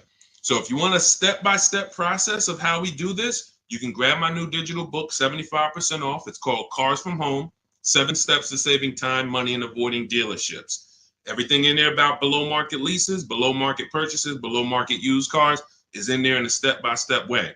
But the first thing you want to do is ask yourself, how many years am I keeping this next car? If it's not 8, you should be shopping for below market leases, or somebody's going to get all that 10 grand out of your bank account. It's going to go into theirs. Go ahead, Dolan. Next question. Keep typing, y'all. We'll get to as many as we can. Shout out to the people on Instagram. Shout out to the people on every platform that's tapped in. Shout out to the sharers. Thank you to everybody who shares the broadcast with somebody. We cannot do this without you, and we appreciate you. Let's go. When should I tell them about the GM Family First discount? As soon as you're getting your offers. As soon as you're getting your offers. Now, let me tell you something about the people who have GM Family, X-Plan Ford, Mercedes Fleet, any special pricing where you think it's going to eliminate you needing to shop around. You're going to leave big money on the table because 4 out of 5 dealers are going to lie. That's just what we know. Not just because I'm not saying that because I was in the business. I'm saying that because I have people all around the country who we shop together. So we have real-time data to show 4 out of 5 dealers on average is going to lie. They're not going to give you the GM price. If they give you the GM price, they're not going to give you any rebates they may have because they'll love for you to come in. That's why when you come in and say, hey, get me to the invoice price, we got a deal. Love it. You didn't know I got $3,000 in rebates. Just get them the invoice price, show them the invoice, write it up, deliver the car. Love it. So what you need to do is you need to shop around, get multiple offers, tell everyone who you're getting an offer from, you're a GM supplier or GM family, and then look at the offers while they're in front of you, while you're at home. Because you cannot depend on someone to say, here's the GM price. What other offers? What if there's $5,000 rebates? What if there's $1,000? They're not, if you didn't ask for that, they're not going to volunteer it. So when you're at home, you sit down, we contact 25 dealers. In my book, I have a system where I teach you how to go online, contact 25 dealers in 20 minutes using my email scripts, and you're going to get 5 offers in about 48 hours. It's constant. It's a system. It's the McDonald's system of car buying. Now, if you want to do it your way, you call around. What I'm telling you is get 5 offers because that's the only way you're going to prove to yourself that dealers are overpriced and you need to get 5 offers. See, like we said about Teddy's deal, his best offer on his BMW is $856. His worst offer is $1,100 plus. That was a dealership consciously wrote, hey, Teddy, that's our best offer, man. $1,100 plus a month, which means they ain't worried about selling that car to Teddy. Somebody else walks into the dealership and wants that BMW, they're going to sell it to them for $1,100. They'd rather not sell it to Teddy because they know someone's going to pay us $1,100 for this BMW. Unfortunately, some person who doesn't know what they're doing, they'll call him a sucker. Some sucker's going to come in here and pay this. This is our price. We don't care if Teddy doesn't want to take it. No problem. Someone else is going to pay it. So this is why we must shop around, because you don't know if you're dealing with what we call an 80% dealer, which are overpriced no matter how much you negotiate, or are you dealing with a 20% dealer? The only way we know that is by looking at all their offers, getting at least 5, and then picking the below market offer. Okay? All of this is in my digital book if you want the blueprint. It's called Cars from Home. You can Google it. 7 steps of saving time, money, and avoiding dealerships. It's already 5-star rated. Thank you to everyone who's reviewed it. And as part of my welcome offer, you can get yours for 75% off. In my TikTok bio, click that link, the Instagram bio, the YouTube comments, or the Facebook comments, and you'll have it in your inbox in about 2-3 minutes. You'll have a permanent blueprint for how to get these below market deals from home. You won't be spending more than 20-30 minutes in a car dealership. And we never talk numbers in a dealership, ever, ever. Never talk numbers. You need to have a deal by the time you get to the dealership. If you're talking numbers, trying to get a deal in the dealership, that's never what we teach. We never do it. You have no leverage there. The car dealer has all the leverage, and you're emotional. No matter how much you try not to be emotional, the car is next to you, it's outside, you're emotional, and that's all going to work against you. Go ahead, Dolan. Keep typing your questions, y'all. We'll get to as many as we can. What is a below market lease? 3 prices. Above market value, below market value, market value. What are average people paying? That's not a deal. If you walked into anything, anywhere, and you paid what most people pay or the average price paid, it's not a deal. It's average. Now, if somehow you don't know what you're doing and you're able to get hit with an offer that is above market value, whether it be, they're charging fake fees, or whether it be they're charging a market premium, or whether it be most people get a $5,000 discount, you got no discount, you paid above market value. But below market value is you see all the prices, you see the above market prices, you see the market value prices, you see the below market value prices, and then you pick the below market value. On a used car, there's a range. If I'm looking for a 2019 Honda Accord, there's a $5,000 to $7,000 range people are paying for this vehicle. Same car, similar miles. There's a $5,000 to $7,000 difference. And what we do with used cars is we actually get the brand new price, and that's what really helps us to get the below market value. I was shopping for a used Infiniti. I bought an Infiniti truck almost 2 years ago. 4 white ones I was looking at. They were all about 30 to 32,000. All 4 of them looked similar miles. But I pulled the new vehicle. I found out what each one of them was brand new. That made all the difference. That's in our process. Once I found out what they were brand new, I found out one was 46, one was 48, one was 52, and the one I ended up getting was 54,500 special edition. Cameras all around, all types of stuff in it that the other ones didn't have, but they were asking a similar price, below market. So for that, there's steps to get below market pricing. Below market doesn't happen because you want it to happen. Below market value leases, purchases, they're reserved for people with strategy and people who employ competition. You don't get below market deals by negotiating for them. It's competition. Looking at all the competition, you make your decision. You're probably getting below market deals on your TVs you buy, because you're going to go to Amazon, Walmart, Best Buy. You're not going to, but don't you see, whenever we buy these TVs online, don't we see higher priced TVs? Right? Right? Who's bought a TV in the last couple years? Say last 5-7 years, since Amazon has been it's been bigger longer than that, but who's bought a TV? A lot of people, right? Like, okay, we got a lot of people who bought a TV. When you got your price, didn't you see other TVs that were $200, $300, $400, $500 more?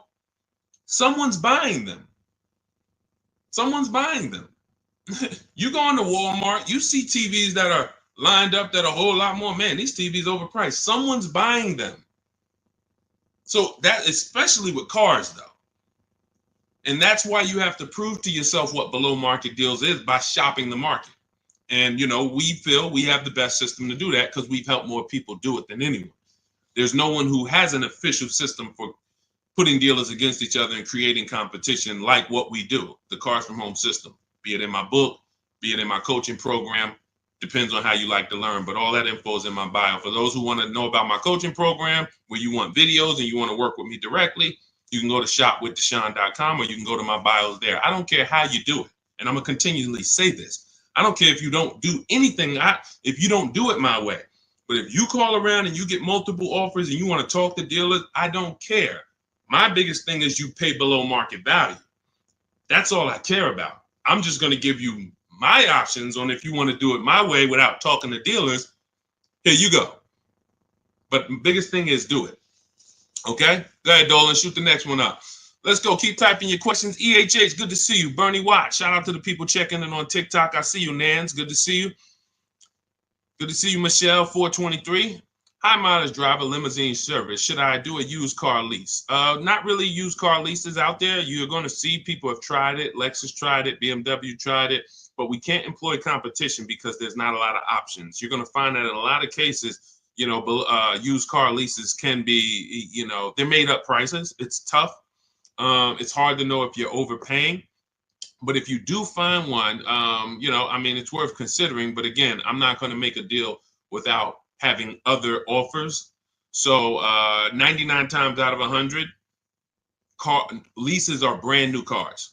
And I don't want to assume anyone knows that. So that's a good question. Leases are brand new cars. That's another benefit of leasing. You're driving brand new cars. You're the first owner. Brand new car smell you're getting every 3 years, and you're paying cents on the dollar compared to what people are paying to purchase them, as long as you're getting below market leases. So if you know how much you're going to drive, I will be leasing. If you know I'm going to drive 25,000 miles a year, I'm going to drive 20,000 miles a year, in most cases, then I would be leasing. Now, if you go below that, you could always sell the lease. I know some of you don't know about, most of you probably don't know you could sell leases. We've been doing it for 3-4 years. It's always been allowed. But, during the pandemic, I saw the opportunity for us to make thousands of dollars selling our leases. And made lots of videos about how to sell leases. And a lot of people came and sold their leases when the market was hot and high. And some people made $7,000, $10,000, $12,000, $15,000 selling their leases. So although values are not that high, we still do a check before we return our lease. So if you're under miles, or for those of you who you only drive 5,000 miles a year, the minimum lease might be 10. You're just going to sell that lease at the end and make money on it. So, this is all in my book. That's step 2. We call that the equity assessment. We never return a lease without doing an equity assessment to find out if the market value we could sell it for is actually higher than the payoff amount. So, but yeah, what I would do is I would spend the time considering, can I plan my mileage? Can I predict it? Now, let's say you can't. Let's say you're like, Deshone, you know what? Some years I'm going to do 20,000 miles. Some year I'll do 40. Then I wouldn't tell you to lease. I would tell you to make sure that your loan, I want you to forecast. See, with a depreciating asset, what the people who learn from me, you're learning to forecast. You must forecast with a depreciating asset because you lose in the short term. When you buy it, you lose. So if you went to buy a stock and they said the stock's going to drop in the short term, but in the long term, it'll come back. In the long term, it actually makes then picture you trying to buy them and flip them in 2, 3, 4 years. You're going to just lose money, lose money, lose money. That's what people do when they buy cars that they only plan to keep for 4, 5, 6 years. You're losing in the short term. The depreciation is killing you, and it's killing your finances. So now you forecast out. How long am I going to keep this car, this limousine? You might say, all right, 4 years, I'm going to turn it. Your loan shouldn't be more than that. You should always, and this is for Uber drivers, Turo drivers, people who can't predict their mileage, always plan to take a loan that by the time you go to replace the car's paid off. Because what a lot of you are doing is you're taking regular loans, like average people like us, 5-year, 6-year loans. But you're not an average person. You're running a business. When you take a 6-year loan as an Uber driver and you look up in 3 years and you have 120,000 miles on your car, now you're like, okay, I think I want to replace this next year. I'm going to get me a new one. Now you're going to have 150,000 miles. Problem is your loan is still $10, $12, $15,000 that you're going to owe. So you pushed your losses to the back. You looked at the monthly payment. If you'd have just took a 2-year shorter loan, 4-year loan instead, yeah, but the payment's going to be $700 instead of $500. Okay, $200 more a month, but 4 years, you have no negative equity. Not only do you not have negative equity, you got an asset that you could probably sell for $5,000, $6,000. Instead of, oh man, all right, yeah, my payment was $200 a month less, but then when I go to replace the car, I got 15,000 negative equity. So you're jumping over dollars to keep the pennies. That's what you're doing. So your loan should match the time where you're going to replace your inventory. Okay? Good rule of thumb. Go ahead, Dolan. Next question. Carla, thank you for sharing. I see you. Shout out to the sharers. Shout out to everybody running the likes up on TikTok. Appreciate y'all. It's just good. I just want to show my appreciation to the people who help move this broadcast forward and help us spread this message.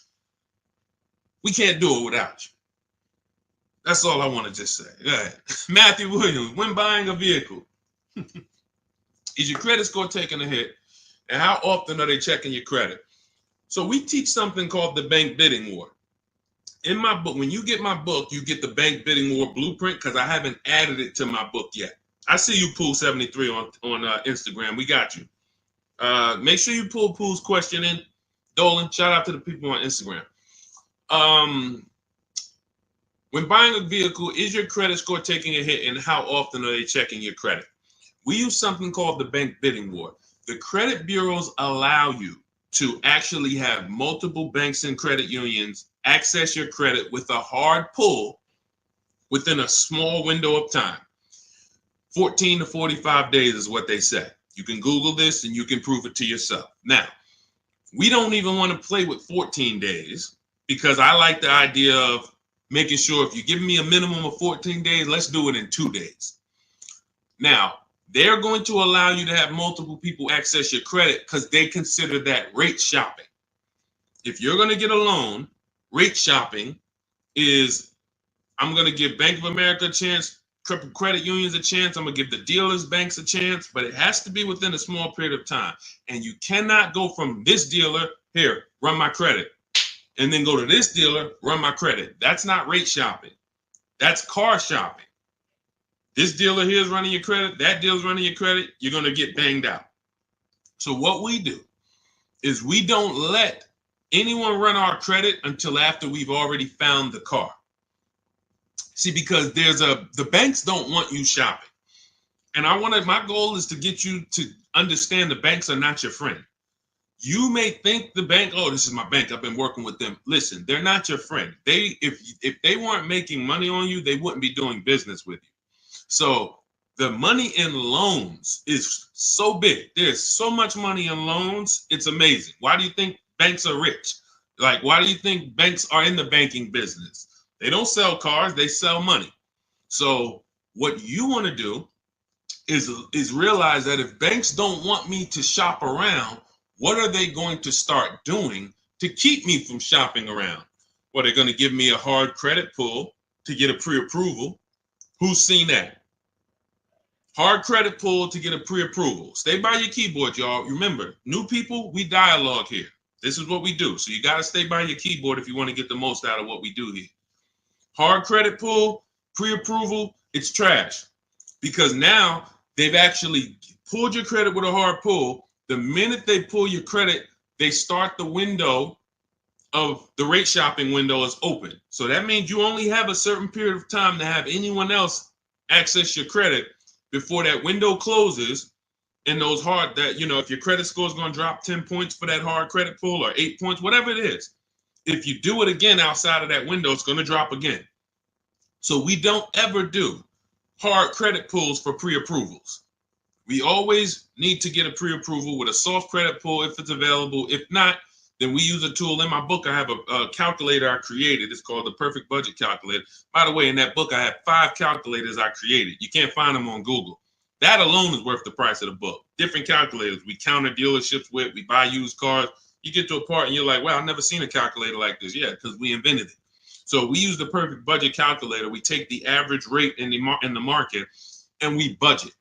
The budgeting tool actually tells you exactly what you can spend on a car, gives you multiple goals, so you're always below your maximum, and then you go shop. Because the only purpose for a pre-approval is budgeting.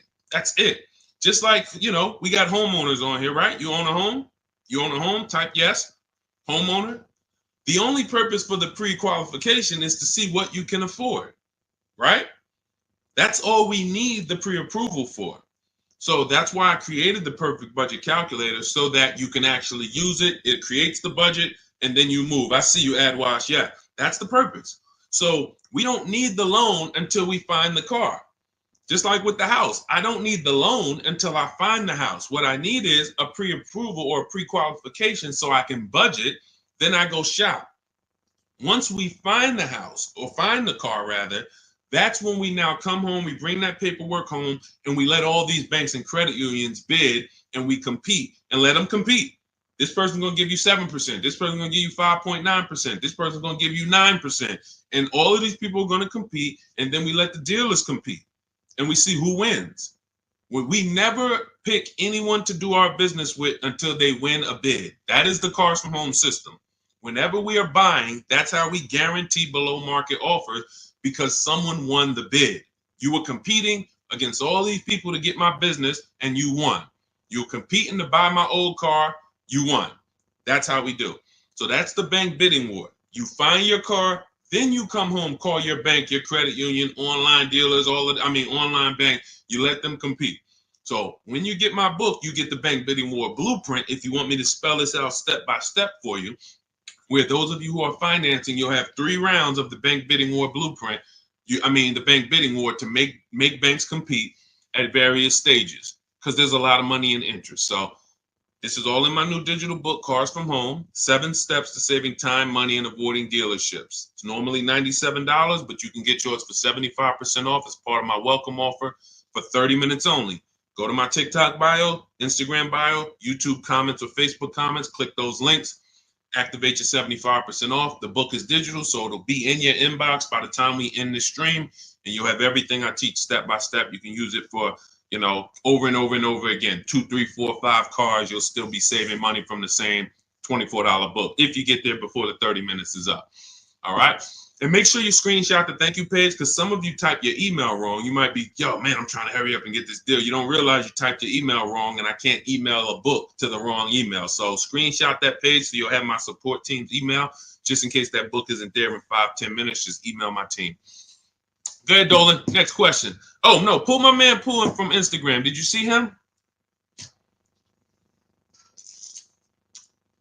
We got Ingrid too. It's a lot of people on Instagram, so we try to get to questions from every platform. Do you ever advise buying the lease at the end because you went way over miles originally allowed? Great question. No, I'm gonna tell you why.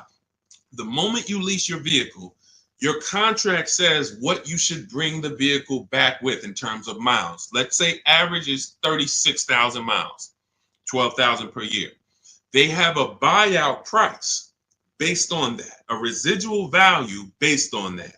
So that means at 36,000 miles, they already know this is what we plan to sell the vehicle for on the market when he brings it back. Let's just call it 18,000. Now, 18,000 is based on 36,000 miles. It may not be a good price. That's why before we actually buy our lease, we always do a market comparison. Is the price I'm going to buy my lease for even a below market price? If I could go get a used car that is similar miles, similar condition, similar features, but I can get it for 2, 3, 4,000 less, then my lease buyout price is overpriced. It's over market. So that's step one. We have to do a market assessment before we even consider buying the lease. But here's the bigger thing about going over miles. Just because you put 20 more thousand miles on it, that purchase price of 18,000 is still based on 36,000 miles. So you got now 60,000 miles. You're going to pay the same 18. You can't go to them and say, well, I got 60,000 miles. Can you lower that to like 14? No. So you're taking what in most cases is an already overpriced offer, and you actually are buying it on a worse offer because the mileage you're on, if you looked at, again, taking it back to the market comparison that I explained 2 minutes ago, if you looked at what are vehicles like this with the mileage I have selling for, I put 60,000 miles on it. You look around and you're like, whoa, those things are selling for 5,000 less than my buyout. That means the moment you buy that car at the buyout price that's on that contract, you literally lost $5,000 right there because you overpaid for it. So the solution is take the penalty. It was your fault. Now, what do I mean it was your fault? You choose your lease mileage. It's not selected for you. If you need 12, you choose 12. If you need 15,000 miles a year, you need 15,000. You take somebody like Jen. Jen's up on the screen right now. She got her Honda CR-V hybrid. $512 a month. She got a below market lease on this. This is one of the most popular hybrid vehicles in the market. $512 a month, no money down. She adjusted it from 12,000 miles a year to 18,000 miles a year. So she's paying $563 a month, $50 more, but she gets to drive as much as she needs to. She's driving 18,000 miles a year for $50 more per month. So a lot of people who you'll hear talk about their lease experience and tell you don't lease, they took the 512. They would look at the lower payment, never adjust it to what they need, and then they end up telling you don't lease because I got a bill for the mileage. No, you got a bill for the mileage because you signed a contract. You said in that contract, I'm going to use this. You had the option at the time of signing the contract to choose more mileage, but you didn't. And then you went over the mileage you drove. So therefore you paid for that. So I would always take the penalty. You can actually do a deal where you actually shop for a car, and the best offer you find, you can actually have them cut a check to the old company. So let's just say I had a $3,000 bill coming, a $3,000 mileage penalty bill coming. I find a car like, let's say I'm shopping like Zafrina. Let's take Ansley. Ansley right here.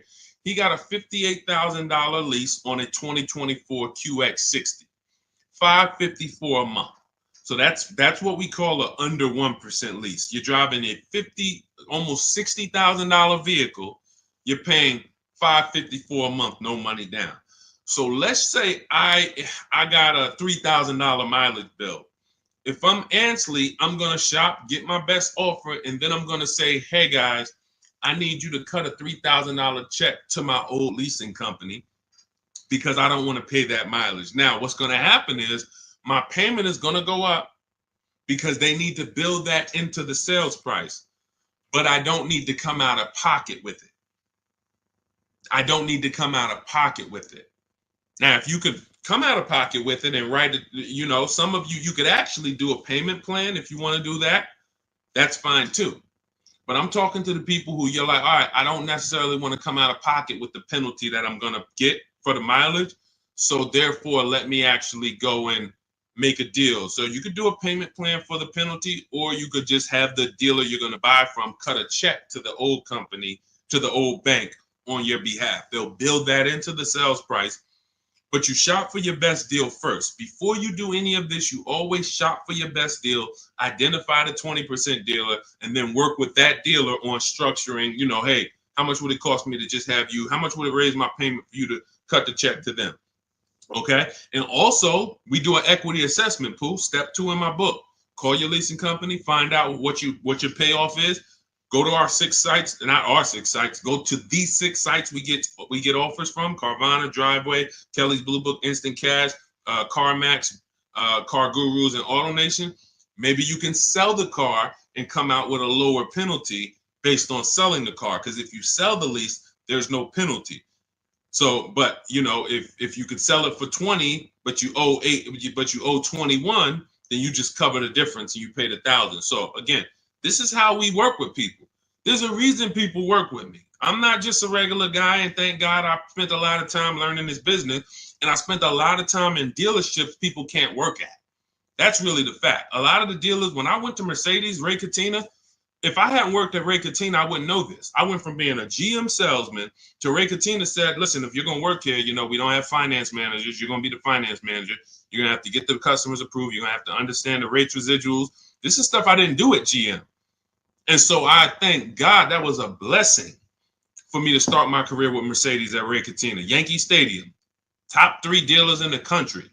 You know, so when car salesmen hear me talk, it's like they don't understand it. And I get it. They're not trained the way I was trained. They didn't work where I worked. They were trained to just go get the numbers from the manager. That's why I could explain this from a financial standpoint. And this is what we do. So if you want to understand more about, you know, you want the step-by-step blueprint, grab Cars from Home, 7 Steps to Saving Time, Money, and Avoiding Dealerships. That's my new digital book, 5-star rated. You can get it for 75% off. It's normally $97, worth every penny. But as my welcome offer to you, you can get it for $24, 75% off if you get to my TikTok bio, Instagram bio, YouTube comments, or Facebook comments before 30 minutes is up.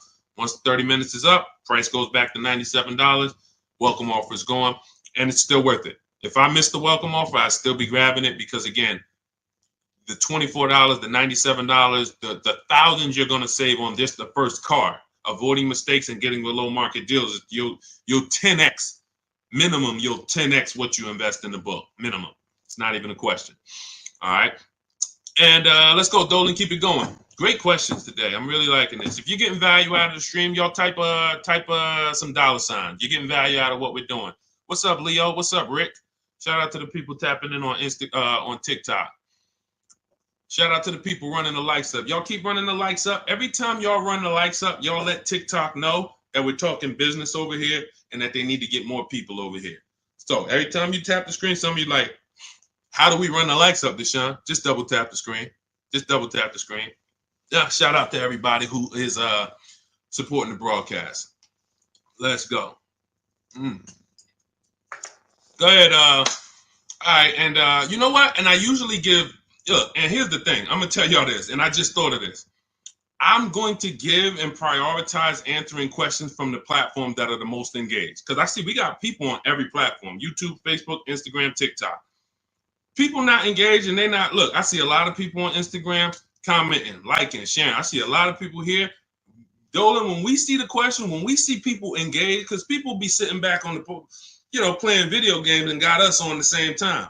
We got to give our attention to the people who like, yo, let's go. We over here. Thank you, Big Mike. Shout out to the sheriffs. I see you on TikTok. Go ahead, Dolan.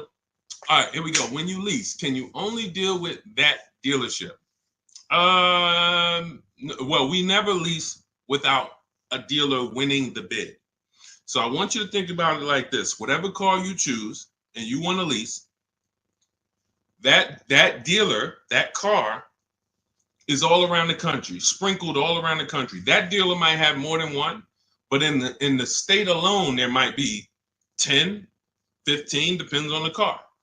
Now, when you look at the car, do you have to realize it's like when you go into the store and you're looking at spaghetti sauce. You go in the ShopRite, spaghetti sauce is $4.99. You go into Pathmark, it might be $6.99. You go into Stop and Shop, it might be $5.99. The exact same brand, same product, but it's a different price. You go on Walmart.com, you see it's on sale today for $2.99. Different prices at different places. So you don't have to service from there. Whoever wins your bid to buy your car, you don't need to service from there. You literally can buy from who wins the bid. You service from where it's the most convenient. If a dealer an hour away won the bid, that's who you buy from. But that you could service right up the road. Okay, I don't know if that was the question you're asking. If you want to ask a follow-up, Ingrid, feel free to ask a follow-up. Go ahead, Dolan. I see you. She's like, I'm paying attention. Car Merch Corner. Is it a good deal for $13,000 off an MC20 special? I can show you better than I can tell you. Let's just say, right, Sean's thinking like you. Sean's like, man, you know, I got this dealer offering $13,000 off. That sounds good. Well, let's look at his F-150 Lightning XLT. He ended up getting over $20,000 off, almost 21. Had he took 13 from one dealer, he would have been leaving $8,000 on the table. He would have overpaid by $8,000. And this is why I say negotiators pay market value, because I'm sure you negotiated for that $13,000 off. I'm sure you didn't walk in and just say, hey, give me a price, and they gave you $13,000. You probably spent time, energy, and money to get that $13,000 off. But if Kimberly had done what you did on her Maserati, her $86,000 Maserati, she would say, oh, $13,000 off. That sounds good. That just sounds good. Then she wouldn't have got her $20,700 off. Now, how do we know these are the below market deals? How do we know that $20,000 on Kimberly and Sean's deal was the below market deals? And it was. How do we know it wasn't more money? Like Milligan. Milligan got, using our system, all of these people used our system, but Milligan got one of the biggest discounts I've ever seen. She bought a Mercedes EQE, $27,000 off. You got to zoom in, and I'm gonna, snip this different and zoom in on it. You can see the lines here with the yellow $79,000 vehicle. She ends up getting it for $51,000 after all the discounts and rebates. So how do we know that they were below market? They had all these other offers. That's the key. Kimberly knew this $20,700 off is the best because I have 7 offers higher than this. Different dealers, a lot higher than this. Now, if you told me, Cashier, Deshone, $13,000 off a good deal, I got another dealer who's only giving me 10. I got another dealer who offered me 7 off. I got another dealer who offered me 5 off. Then I would tell you $13,000 is the win. Go ahead, grab it. But because you don't have that, you negotiated versus doing what we do, which is get bids. Now you're at the mercy of trying to hope you're at the bottom. You can't win. You just can't win. That's why negotiators pay market value and not below market value. You can't feel for the bottom. You can only assess the market, multiple offers, get to the bottom, 5 to 7 offers, pick the best one while you relax at home. It's just it. It's just it. Oh, great question. Common question that a negotiator asks. Man, I talked them down this much, Deshone. This got to be good, right? What do you have to compare it to? Nothing. Okay? Get more offers. You could do it your way, call around. You could do it my way. Email, scripts, all in my book. It's up to you. Go ahead, Dolan.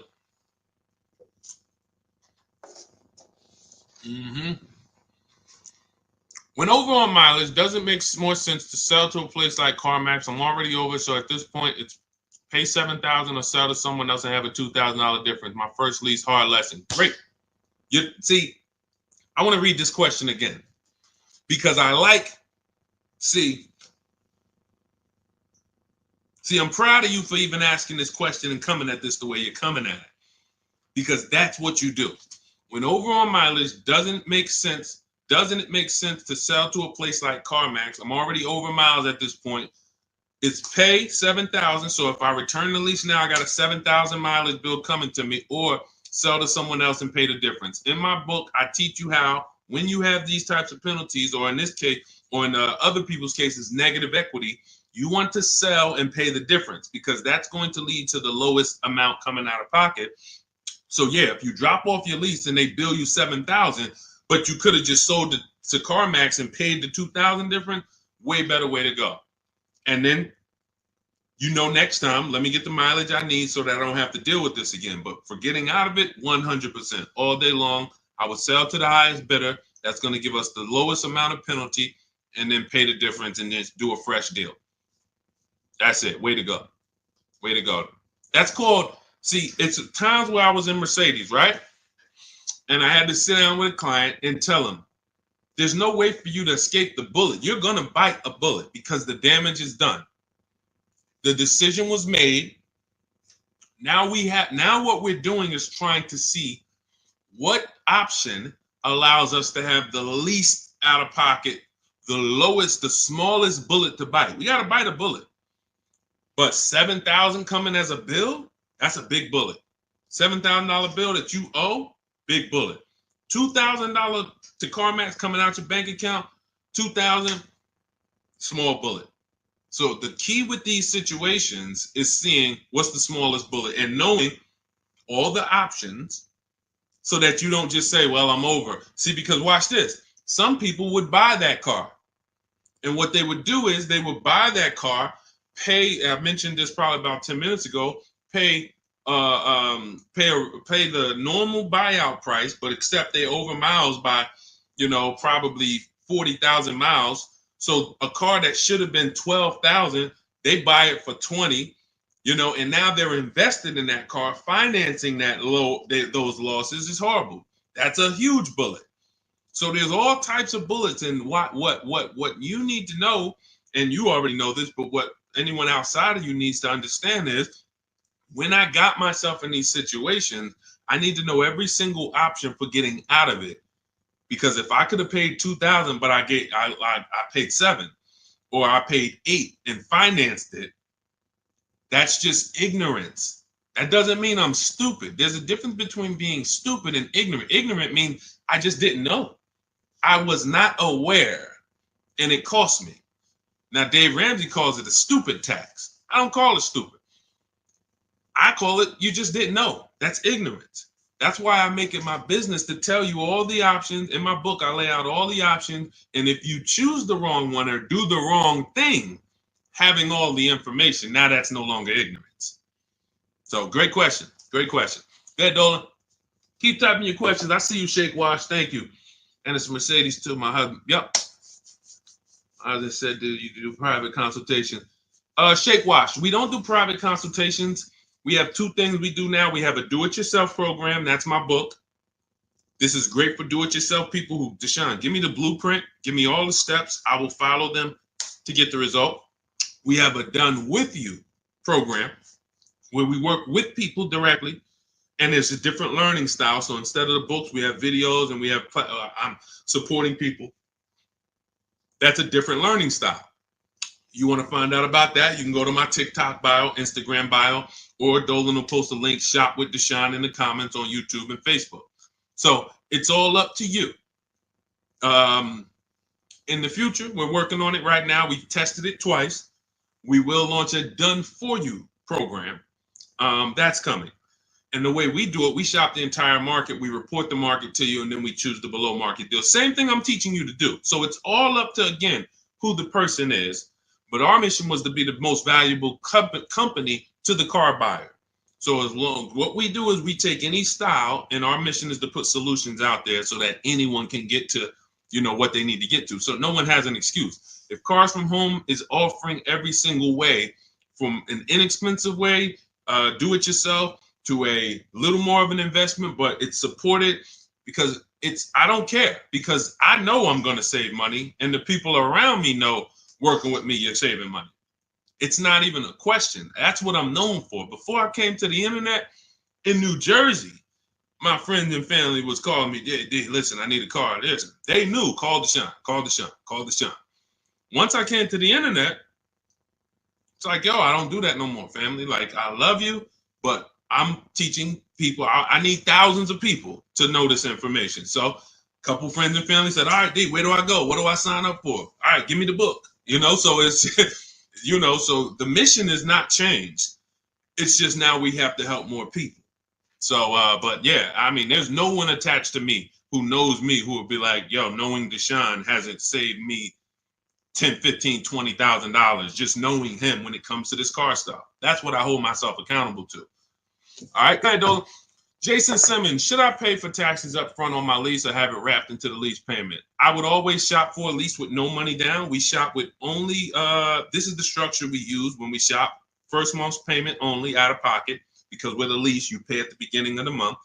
So when you see these people, India, when you see these people, Zafrina, Ansley, they all are, when they say no money down, they're paying their first month's payment and then they drive off. If we can get a deal, between 1%, and a lot of these deals are under 1%. Some of ththese people got 0.88%. Zafrina on her Jeep, she got a 0.88% lease, $65,000 vehicle. So what our goal is, under 1.5% is the best offer after, because the lease programs change. So sometimes it's super, very, very hot vehicles, and the lease programs don't have much support. So your best offer is going to be 1.4. You're going to see other vehicles 1.5, 1.6, 1.7. You're going to see other offers, that are a lot higher, but the best dealer might come in at 1.4. Okay, if you really like that vehicle, then I would take it. There's a lot of other vehicles that offer more value to lease, because as you can see, if there's, Charles got a Palisade, very, very hot vehicle. He got as a 1.25, I believe, 1.23, $48,000 vehicle, $597. That's a hot vehicle. Palisade has been hot. Kia Telluride has been hot. So to pay 1.4, 1.5, you have to really, really want that vehicle. But that's the cap. So if we find a vehicle, as long as it's under 1.5, it's good value. It's a deal. Lower the better. But down payment comes to affordability. That's all that matters when it comes to down payment. That's all. If you look and you say, all right, I shopped all my offers, I can see right. Let's just go back to Charles. Let's use Charles for an example on his Palisade. Let's say you're Charles. You use our system, you get all your offers, you see that your payment is $597 a month for this Palisade, $48,000, no money down. You might say, all right, I really want my payment to be, you already know this is a deal. It's already a deal. I could do no money down, but I want my payment to be really $500. All right, I'm gonna put money down and get it to $5. That's when you put money down. That's how you put money down. Money down is never buying your deal.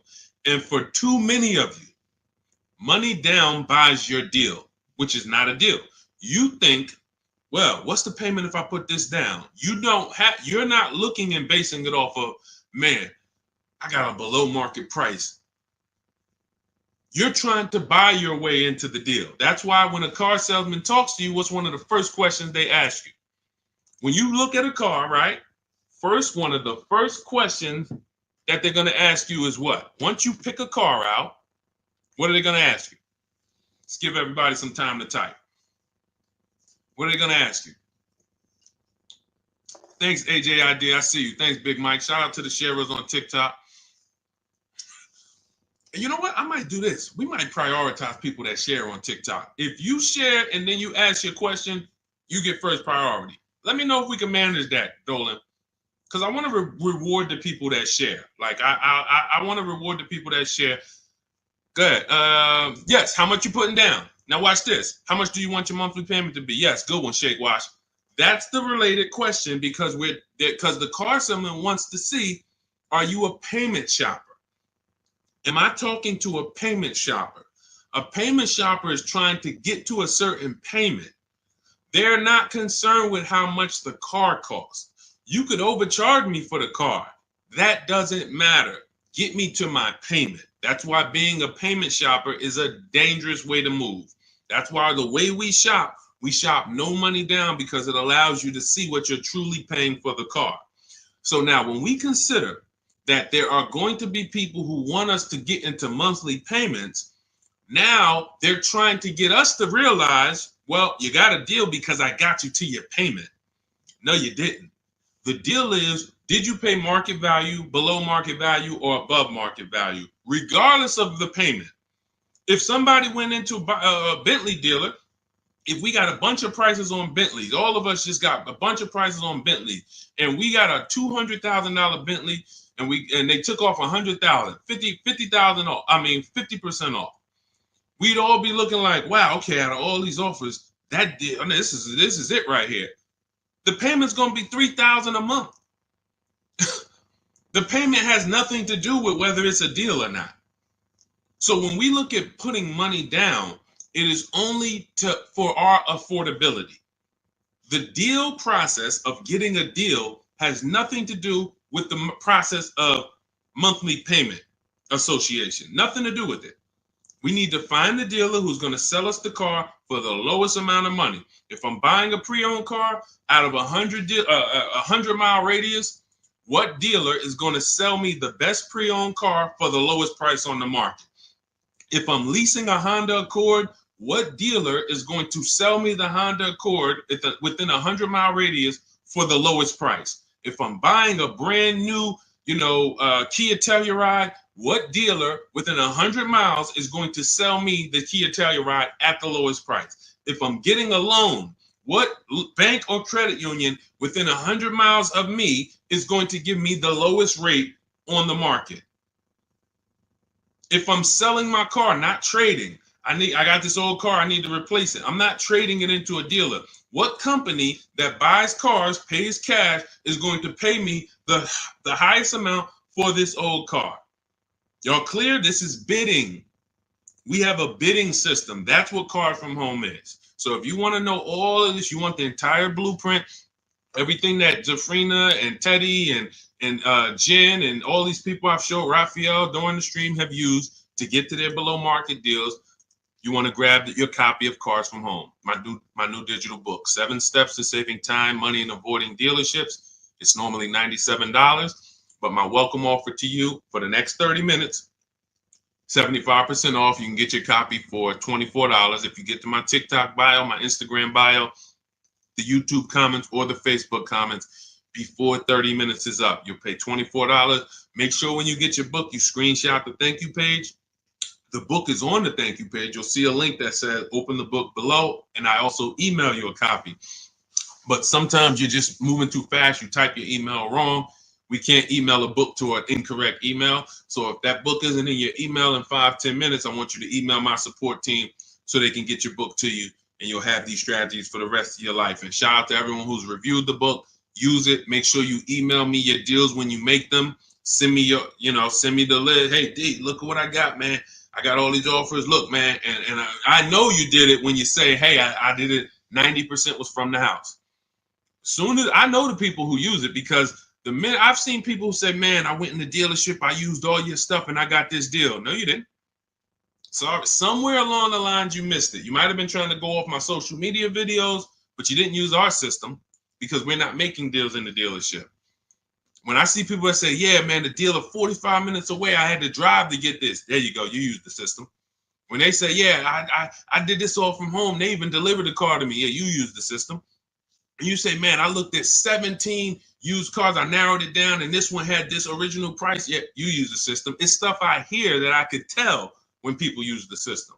So go grab your copy. Shout out to everybody who checked in. We'll see you on another stream. Keep on learning so that you can relearn. God bless.